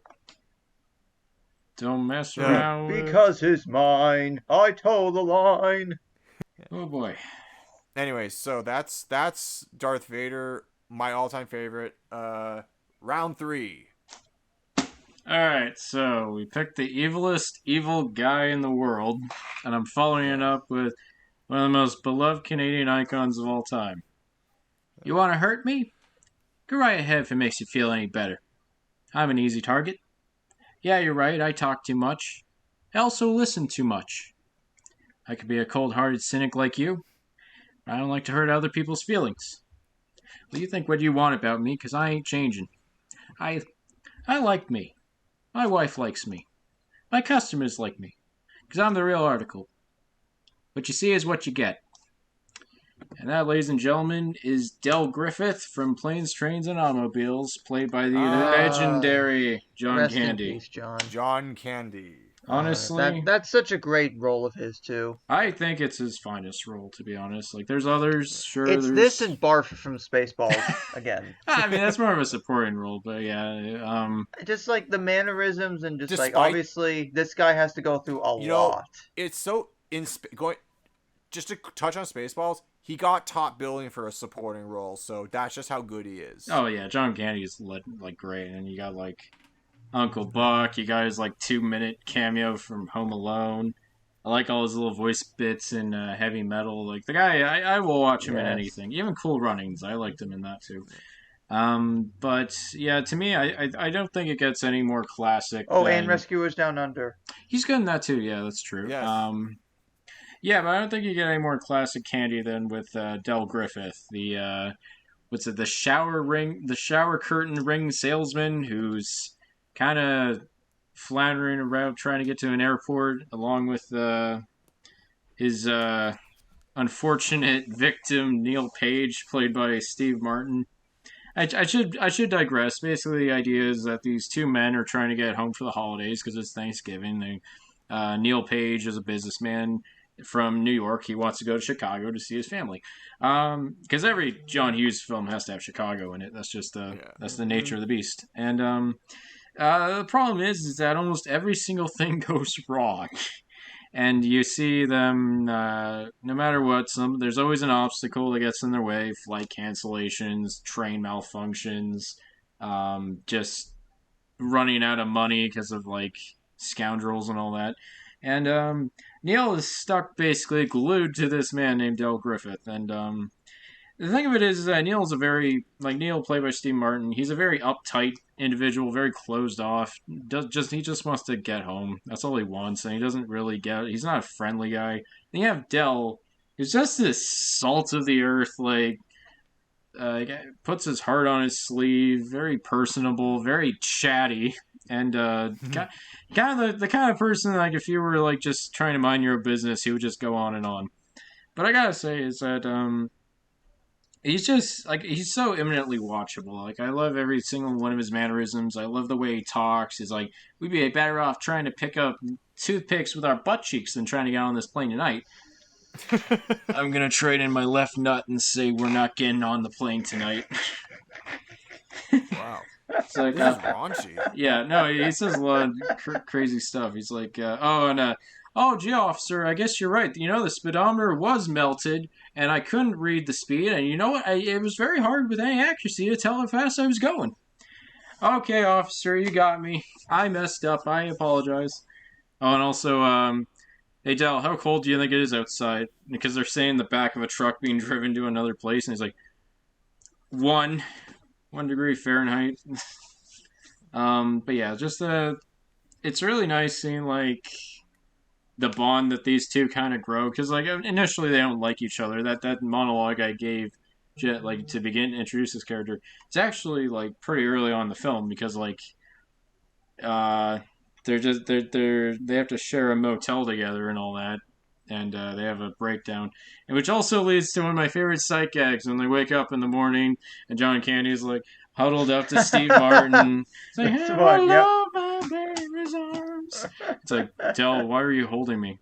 Why'd you kiss my ear? Why are you holding my hand? Where's your other hand? Between two pillows? Those aren't pillows! Ah! See, I don't mind. It's a gay panic scene, but it's fine, because, you know, it's like they're complete strangers, so it's awkward either way. But Remember when things were just funny because they were funny? yeah, I remember that. Yeah. Remember when we didn't get outraged? I miss those days. But yeah, one element about Del that kind of gives him more of a dimension than other characters is just like, you don't really know where he's going, and it's not until the end of the movie that you realize that he's kind of listless. Like, he's just kind of roaming, getting by, living hand to mouth, because like his wife passed away, and he's never really fully. I guess he didn't really have much of a family to begin with, and that was his, like, she was his anchor, and now he's just kind of adrift and lonely. And that's why it's beautiful when oh yeah, you gotta mention that giant trunk case that he always carries around him, and anytime Neil and Del get separated, you know they're gonna get together, because Neil will grab that trunk with him and they'll carry it around, because it's heavy. It's too heavy for him. Oh no, actually I like another part where he actually first encounters him at the airport, and you see that quick shot of him, and you see like the cab door right in front. He's like, there's that reaction shot. It's like, you stole my cab. Huh, I've never stolen anything in my life. Oh, you! Gee, I didn't know that was your cab. Come to think of it, it was pretty easy to get it at that time. Oh, I am sorry. Hey, you want me to get you something? Coffee? Hot dog? Lifesavers? And I was a kid, I always thought he said lightsabers. I'm like, is Is John Candy a Jedi? Maybe this is Oh, a great. John Hughes was doing Star Wars spin-offs. yeah The Spaceballs. Force? No. The Schwartz. Yeah, there's no more Spaceballs references. You can't escape them. Yeah. But yeah. Overall, like I know Cody often says one of his favorite characters is Ferris Bueller, which is another John Hughes character that's really great.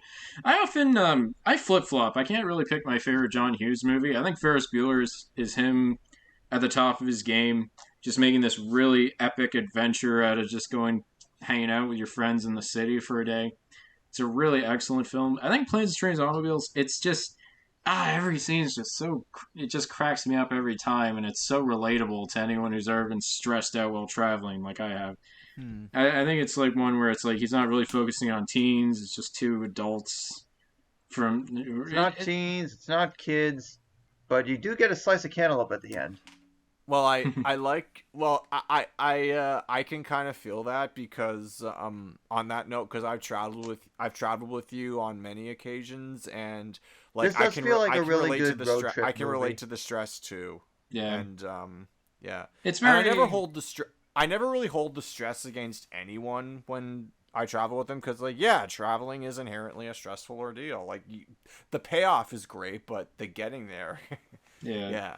This is one instance where getting there is a lot more interesting, but it's Yeah. very much an odd couple kind of movie, and I miss hearing people talk like John Candy. You know, like I miss him in general, but just like the warmth and like the empathy and like the real like uh the personable nature of every character I ever played. We don't really see that very much anymore.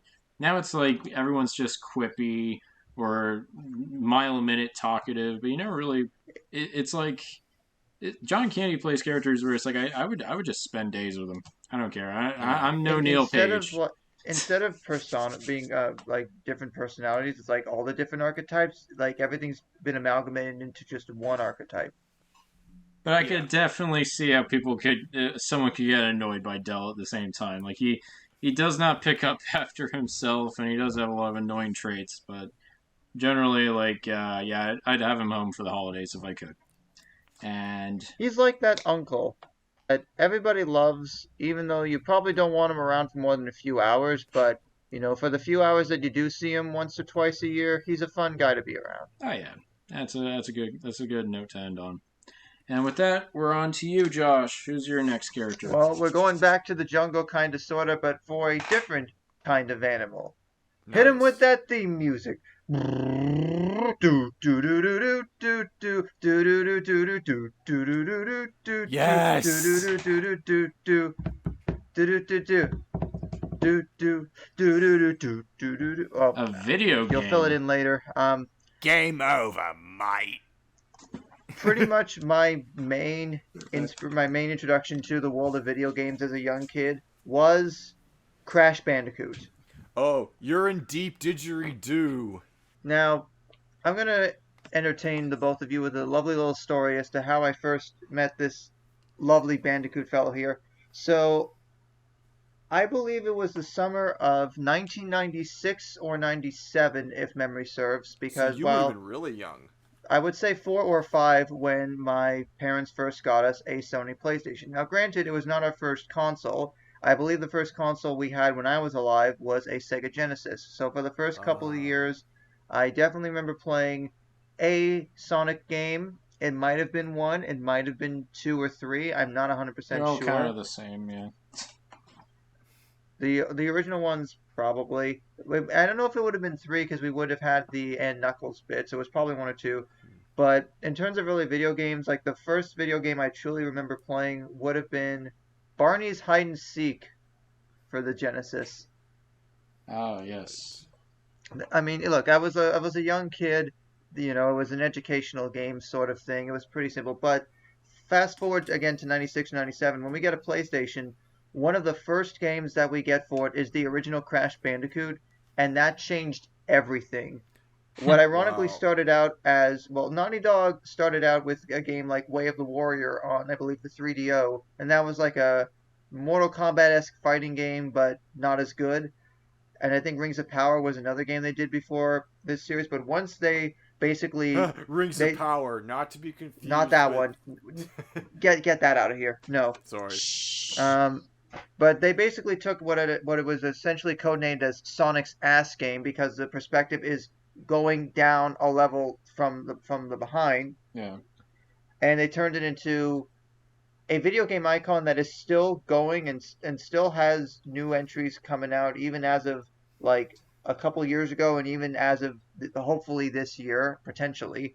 But the first game is very basic, but it's a general approach of good guy, villain, good guy trying to save his girlfriend. But the whole idea of Crash being this sort of average Bandicoot that was experimented on by this mad scientist, you get some depth. It's another example of sort of like Gromit, an animal character that doesn't say much, but he is so expressive with his eyes and the different animations. I mean, even all the different death animations. It's a very almost slapsticky, old school cartoon level of comedicness to it, Yeah, he is very and just cartoonish.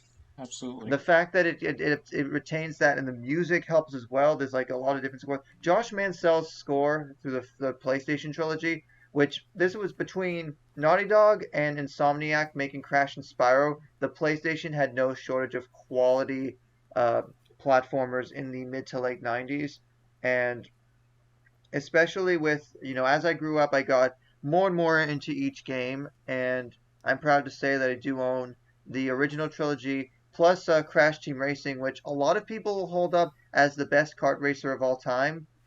I I might be mean, inclined to you're agree, but talking to resident Mario Kart that's the players thing though, here, because I so was always a Sony kid growing up. A okay, lot of the fair enough. people I knew were Nintendo kids, even probably through to the present day for the most part. So that's why, it's a very But singular I'm it perspective was on this I'm character. both. I like Nintendo and Sony, and I don't like Microsoft. So there's that. oh well, it So was what kind of computer you got there, eh?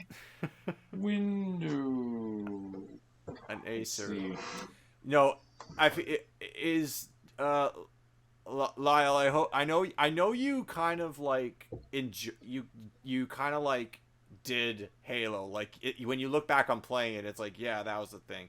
But Josh, I kind of like how when we were in high school, you got a Nintendo DS, and that was your introduction to Mario Kart.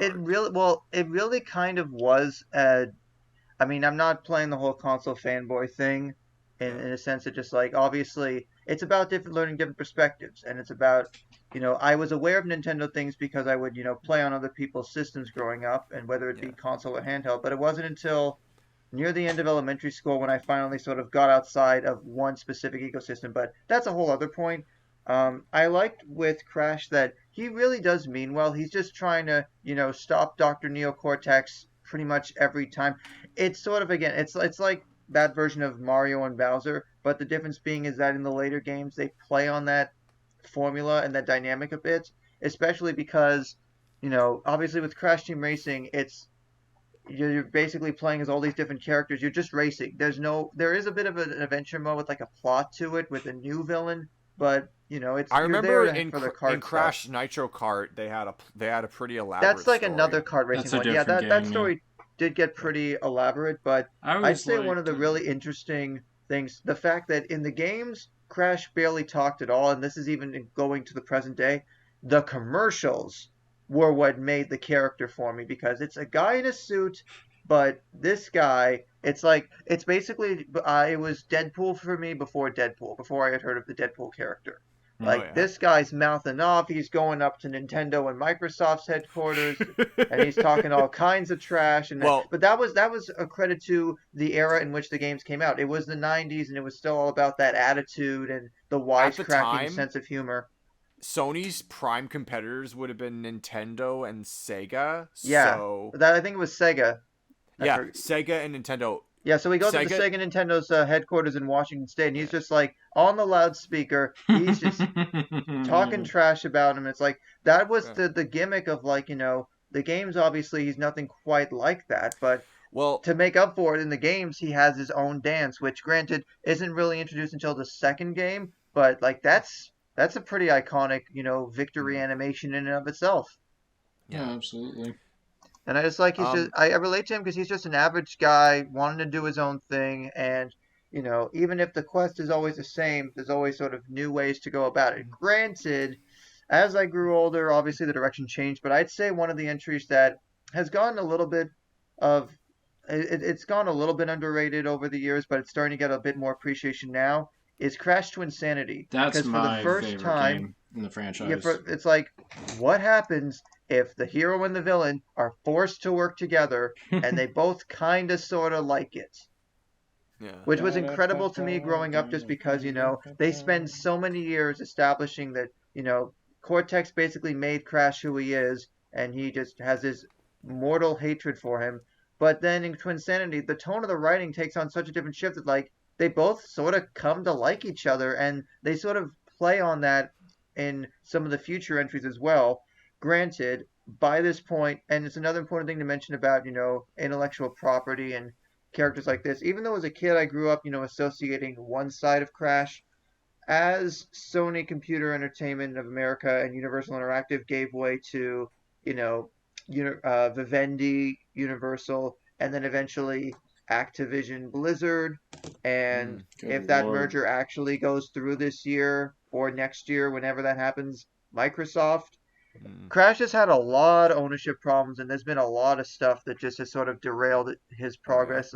Whether it be lackluster spin-offs that attempt to try and have a Crash Spiral crossover with the Game Boy Advance games, Orange Yeah, and Purple. I remember that. Those weren't that great. The redesign for Crash of the Titans and Crash Mind Over Mutant when I was in high school, though I think I do still have my copy of Crash of the Titans.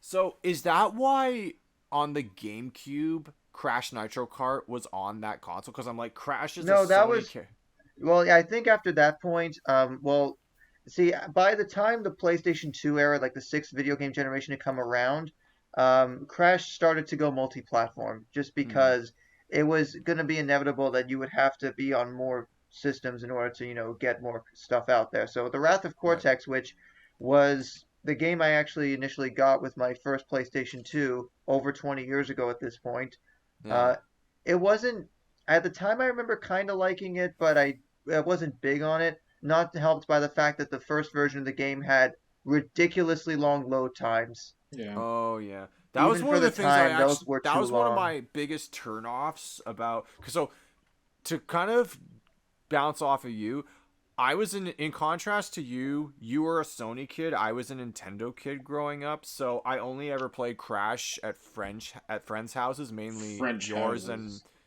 houses. friends' houses. Sorry, can't speak. But so when I whenever I did play a Crash game, I was like, okay, this is fun. But yeah, the load times really like were annoying. There's another sort of side story as to how I started to get into the Crash series too. There was a specific demo disc on the PlayStation. I believe it was Interactive Demo Disc Volume 6, which had a bunch of other demos and videos and stuff like that Yeah, for PlayStation games.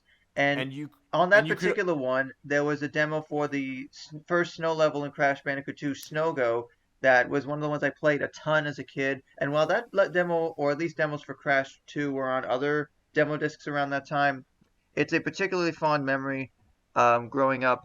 But the yeah. fact that I'm gonna fast forward a bit because really for the most part, 2009, 2010 until the late 2010s, there was like no activity after Right. Activision Blizzard acquired Crash from Vivendi Universal, as well as of course Spyro. That's a topic Yeah. for another time.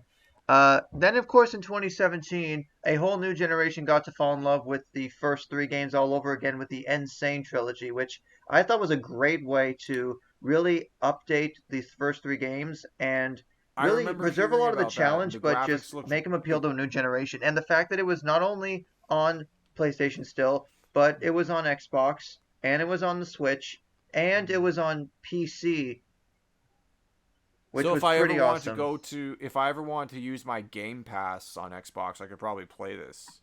See, that's the thing. I don't know quite how Game Pass will be impacted with those particular titles, like the newer ones, but No. the gist of it is that, If it's on Steam, I could probably play it too. I recommend anyone that wants to get into the Crash games that isn't really into, if you can find a PS1 for a fair price and get the original games without breaking the bank, because obviously, being the retro gaming bubble always kind of inflates and bursts at random times, and those could be a pretty penny. Yeah. But I would say if you have a PlayStation 3, the first three games and Crash Team Racing are PS1 classics for like $6 each, though apparently I've been told that they have issues, or I think they may have issues in terms of like loading times or other things. So find a PS1 with the Well, discs is your best bet. Although again, the Insane trilogy is also a great way to play them because Oh man. they have they've added two levels as DLC for free. One of which was a cut level from the first game, Stormy Ascent. Which, if you nice. thought some of the levels near the end of the first game were difficult, that one takes the cake. And then they made an entirely new level for Crash 3, Future Tense, which takes all the sort of skills that you've learned over the course of that game, and it's an entirely new premise to it was an idea that I really, really would have liked to see Vicarious Visions, Yeah. who mainly developed the Insane Now, trilogy, make more new levels with, because that was like it was like getting reintroduced to the series all over again playing that. It was just yeah. how I wanted to work, and the fact that you know they did even stuff like adding time trials for the first two games. Not that Mm, it was a fully great idea for the first game, but it's there for people that want that challenge. Yeah, I yeah. found those games Now, ridiculously hard to play. It's because if you you now can't double jump. I'm not used to that. if you now in terms of like Crash as a character, as I'm listening to you talk about him and the games, it kind of reminds me of like he has the attitude and snark of Sonic the Hedgehog and the nimbleness and agility of Mario, if that makes any sense. Yeah, and I think he has this sort of like character variety, I guess, of someone I mentioned earlier, like Gromit, where like, there's Yeah, times where he's serious, there's times where he's ridiculously silly, but yeah, especially with the writing in the later games, they balance it out a lot better. Case in point, something I thought I'd never, well, after a sort of remaster and reworking of both Crash Team Racing and Crash Nitro Kart in Crash Team Racing Nitro Fueled in 2019, which was a really nice way to combine both of those racing games together. Make the tracks look beautiful. The game plays great, even though I do I do have take issue with the whole basing it as a live service where you didn't really get any DLC per se, albeit some exclusive retro styled carts on the PS4 version and some skins and the whole like Fortnite shopification of basing it around, coins you could either earn in game or use real money towards, and then they or only V did or V Bucks. it. The Wumpa coins are basically the V-Bucks equivalent, and the fact that they had these Grand Prix each month, which were different events, and the further you got along, it's not quite like a battle pass per se, but the further along you got in the season, the more things you unlocked.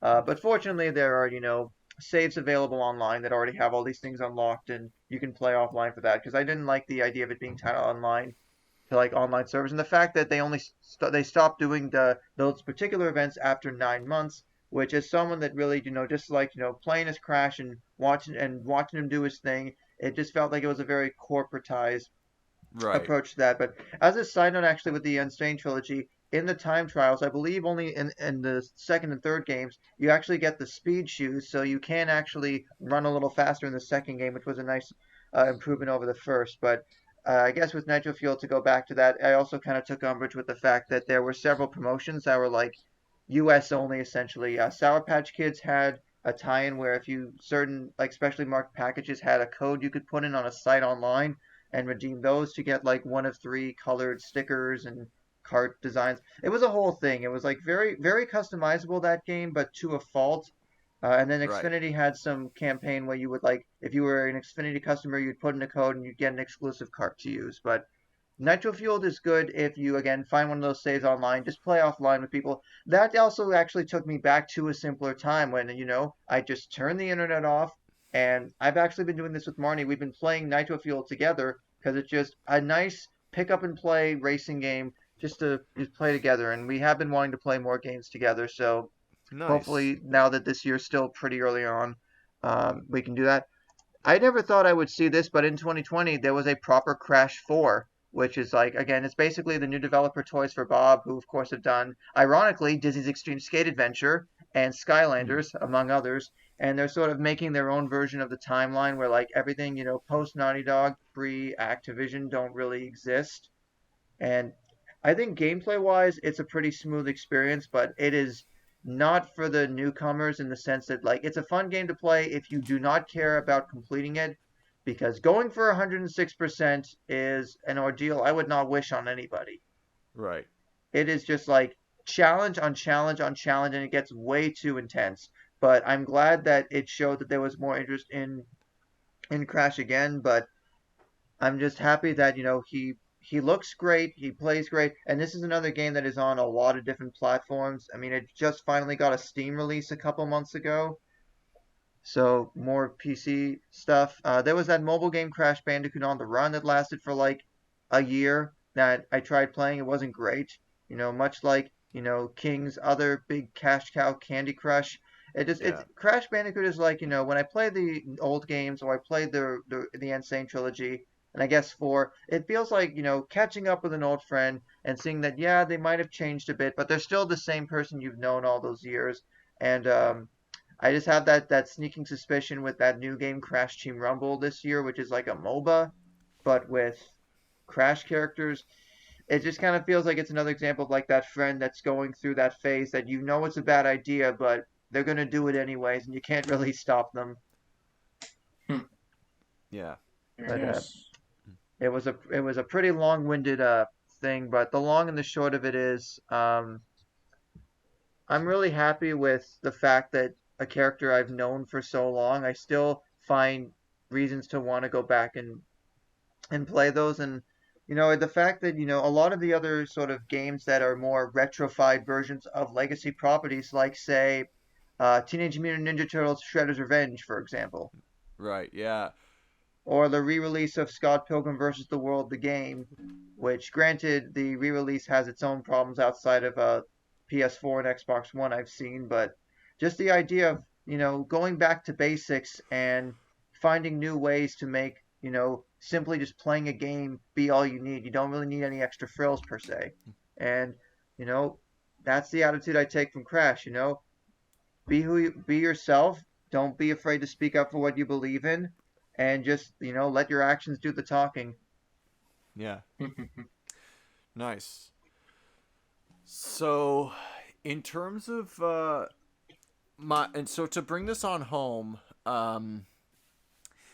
I want to kind of talk about a character who is, if anyone knows anything about me and like my history of like categorizing things on this show and picking favorites, I'm not the easiest guy to pick favorites with, and I don't really like it. But if I ever have to pick one, I'm going to talk about my favorite character in all of cinema.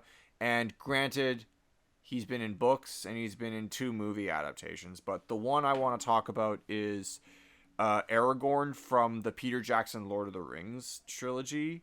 And I am not going to recount the plot because we'll be here for another 12 hours if I do. So, case in point, here's the Cliff Notes. There is a ring that was taken from the hand of a Dark Lord who presided to rule over all Middle Earth. That ring got lost for several thousand years until it was picked up in a chance encounter by a creature that lost it to the hands of a hobbit. And that hobbit gave the ring to his nephew, and then that nephew had to take the ring on a quest. And on this quest, Frodo Baggins meets Aragorn, a lone ranger in the village of Bree. Now, at first, you don't even know who Aragorn is, and you don't even know in the context of the Peter Jackson films. When you meet Aragorn for the first time, you don't even know he's called Aragorn, and there's a reason for that because, according to his bloodline, he is the lost heir to the throne of all men in Middle Earth. So, he's a reluctant leader because he believes that his family's bloodline is cursed with atrocity and he doesn't want to carry on that legacy. So he just sticks to wandering the wild as a ranger and just killing things. So to stay alive. But when he meets Frodo and his Hobbit quartet for the first time, you don't at first you know that Aragorn like means well, but you don't fully know what his intentions are until he gets to Rivendell, and then you realize that he has good relations with the elves, and then one elf in particular, Legolas, kind of drops the bomb on who he is, and then when it's determined by the Council of Elrond that the ring has to be destroyed, Aragorn's like, okay, I'm gonna protect this hobbit and help him destroy the ring at all costs. And in Fellowship of the Ring, he goes from aiding the Fellowship to leading the Fellowship and then when the Fellowship gets separated, the quest to destroy the ring kind of breaks off from Aragorn's own quest, and Aragorn's quest turns into saving friends, which leads to him fighting in the war that is declared on the world of men with the Kingdom of Rohan. And then once he triumphs in the Battle of Helm's Deep, he is called to the throne of Gondor in Return of the King. And I love just, even when you aren't really sure of like what his true intentions are, I love the mystery surrounding him. And I love that once you can trust him, you realize like just how committed he is to helping those around him. And it's a neat progression of a character. And then from helping his friends in the Fellowship, he later transitions to embrace his destiny and take over the throne of all men. And I like the whole concept of when you have the hero's journey. I mean, you could, if you want to get really technical, the hero's journey in Lord of the Rings, there's several hero's journeys, and they all culminate in Return of the King. But Aragorn's journey to me is the most fascinating because just like Frodo, he's reluctant, but he triumphs, and his triumph leads to him putting, in the words of Lord Elrond, putting aside the ranger and becoming who he was born to be. And in terms of throughout my 20s, you know, whenever I told people what I wanted to do with my life, even if I couldn't always prove my abilities, like my spirit and will to succeed alone was enough for people to, you know, for lack of a better word, get inspired by the type of person that I was. And I guess the reason why I gravitate so much to you guys as my friends and as my collaborators is that, like, you call to the surface the person who I believe I am meant to be. And just like how Legolas and Gimli and the Riders of Rohan and later all of Gondor call Aragorn to be the ultimate, to face his ultimate destiny.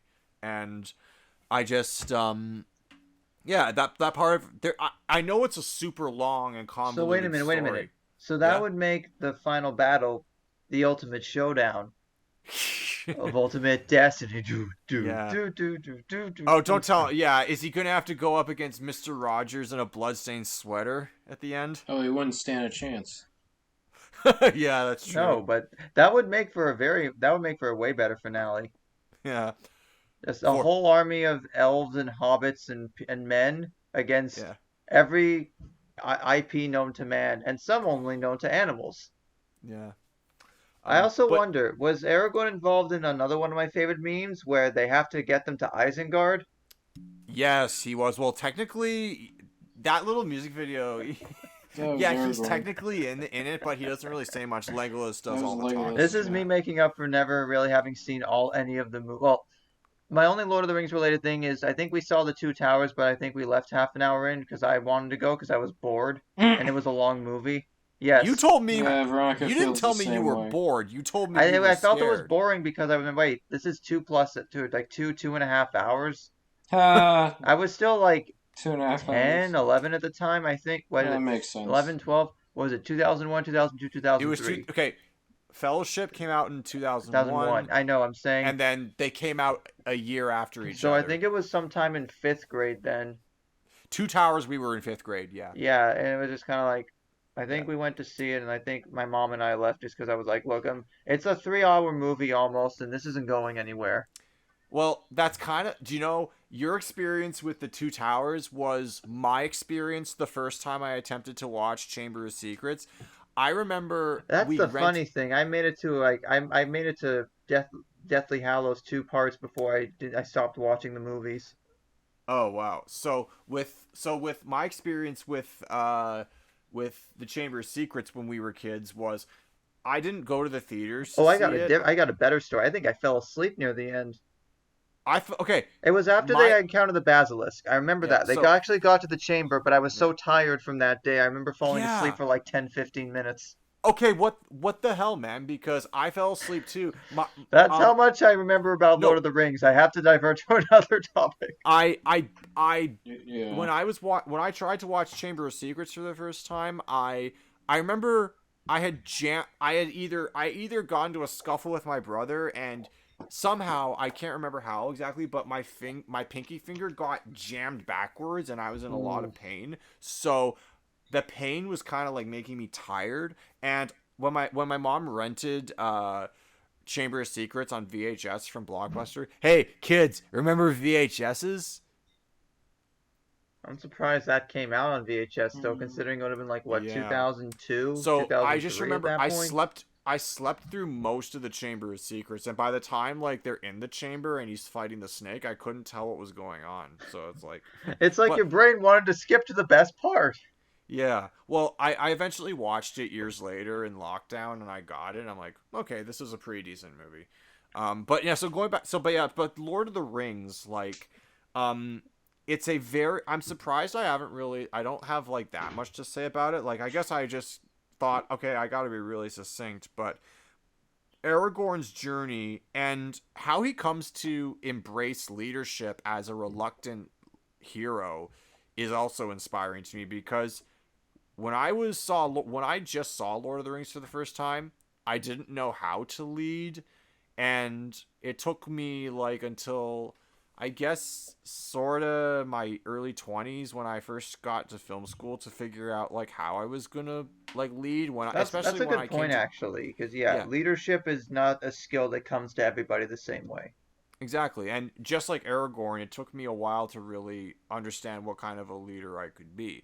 And then once I directed my first short film, I was like, yeah, this isn't so bad. This leading stuff's easy. I kind of like it. So, and then now and then whenever like I think about whatever my role in like any leadership project is, I think of how Aragorn kind of stepped up to the plate in especially Fellowship of the Ring, where he's like, even when Gandalf is still technically guiding the Fellowship through the Mines of Moria, like Aragorn is kind of like his second in command, and he kind of just assumes the role, not because it's assigned to him, but he kind of just takes it on just cause. And then once Gandalf falls, and in Moria before coming back, um, he Aragorn has to lead the remnants of the Fellowship, and like he does it well, even if he isn't fully confident. So the fact that there's even a scene in the extended version where Boromir, who is directly related, he's the son of Gondor's steward, he's not royalty, but he's the closest. Boromir is the closest thing Gondor has to royalty because while there's no king, a crooked steward rules over the throne, and he's not really the king, but he's the top authority figure in Gondor, and Boromir is his son. And when Boromir learns of Aragorn's lineage, a camaraderie and a brotherhood forms between the two of them, but they're kind of wary of each other because Boromir is absolutely thirsty for power. Aragorn isn't, and Aragorn just wants to do the right thing. And even when there's a powerful scene in Fellowship of the Ring where So what you're Frodo. saying is Aragorn is Jack from Big Trouble in Little China, and Boromir is Darth Vader. Uh, in a way, yeah. Okay. Like, but Interesting. yeah, actually, Big yeah, Trouble in Little Middle Earth. Boromir and Anakin Skywalker, they do share a lot of parallels where like Boromir is like burdened by his desire to get to seek the approval of his father and to just be the ultimate hero that Gondor needs. So, but Aragorn the contrast between Aragorn and Boromir is that Aragorn has no such aspirations, and then so you have like the contrast in Fellowship of the Ring when between Aragorn and Boromir, you have the contrast between the warriors, but when the Two Towers The Warriors. but then when you get to the Two Towers, you see how Aragorn interacts with Theoden, the king of Rohan. Then you have like a contrast between a king of a legitimate king and a lost king in hiding. So it's kind of like through Theoden, Aragorn kind of like learns what it actually means to be a king, because Theoden is not a perfect king. In fact, Theoden is quite flawed in the Two Towers. His decision to evacuate to Helm's Deep and essentially put all his people into a corner where the armies of Saruman can easily slay them is kind of like a folly on his part, but through Aragorn's leadership and Theoden's heroism, they both overcome it. And then in Return of the King, like Aragorn is just ultimately called to his destiny in the giant battle for Middle-earth. So yeah, no, it's a cool story. And even when he attains his destiny and he sees the hobbits who are the real saviors, he says, to quote Cody, like, it makes me cry too, "My friends, you bow to no one." And that's his last line in the movie, and it's beautiful. So yeah. But then who really does become the Lord of the Rings if there's only one ring? And if Aragorn's supposed to be the king, does that make him does he own the ring then? No. In the Or is it like Dexy's Midnight Runners The where ring got nobody's actually Dexy? There is no actual Lord. The ring got destroyed. Yeah. It died on the way to its home. Yeah. And just for the It fell into Sauron. a burning ring of lava.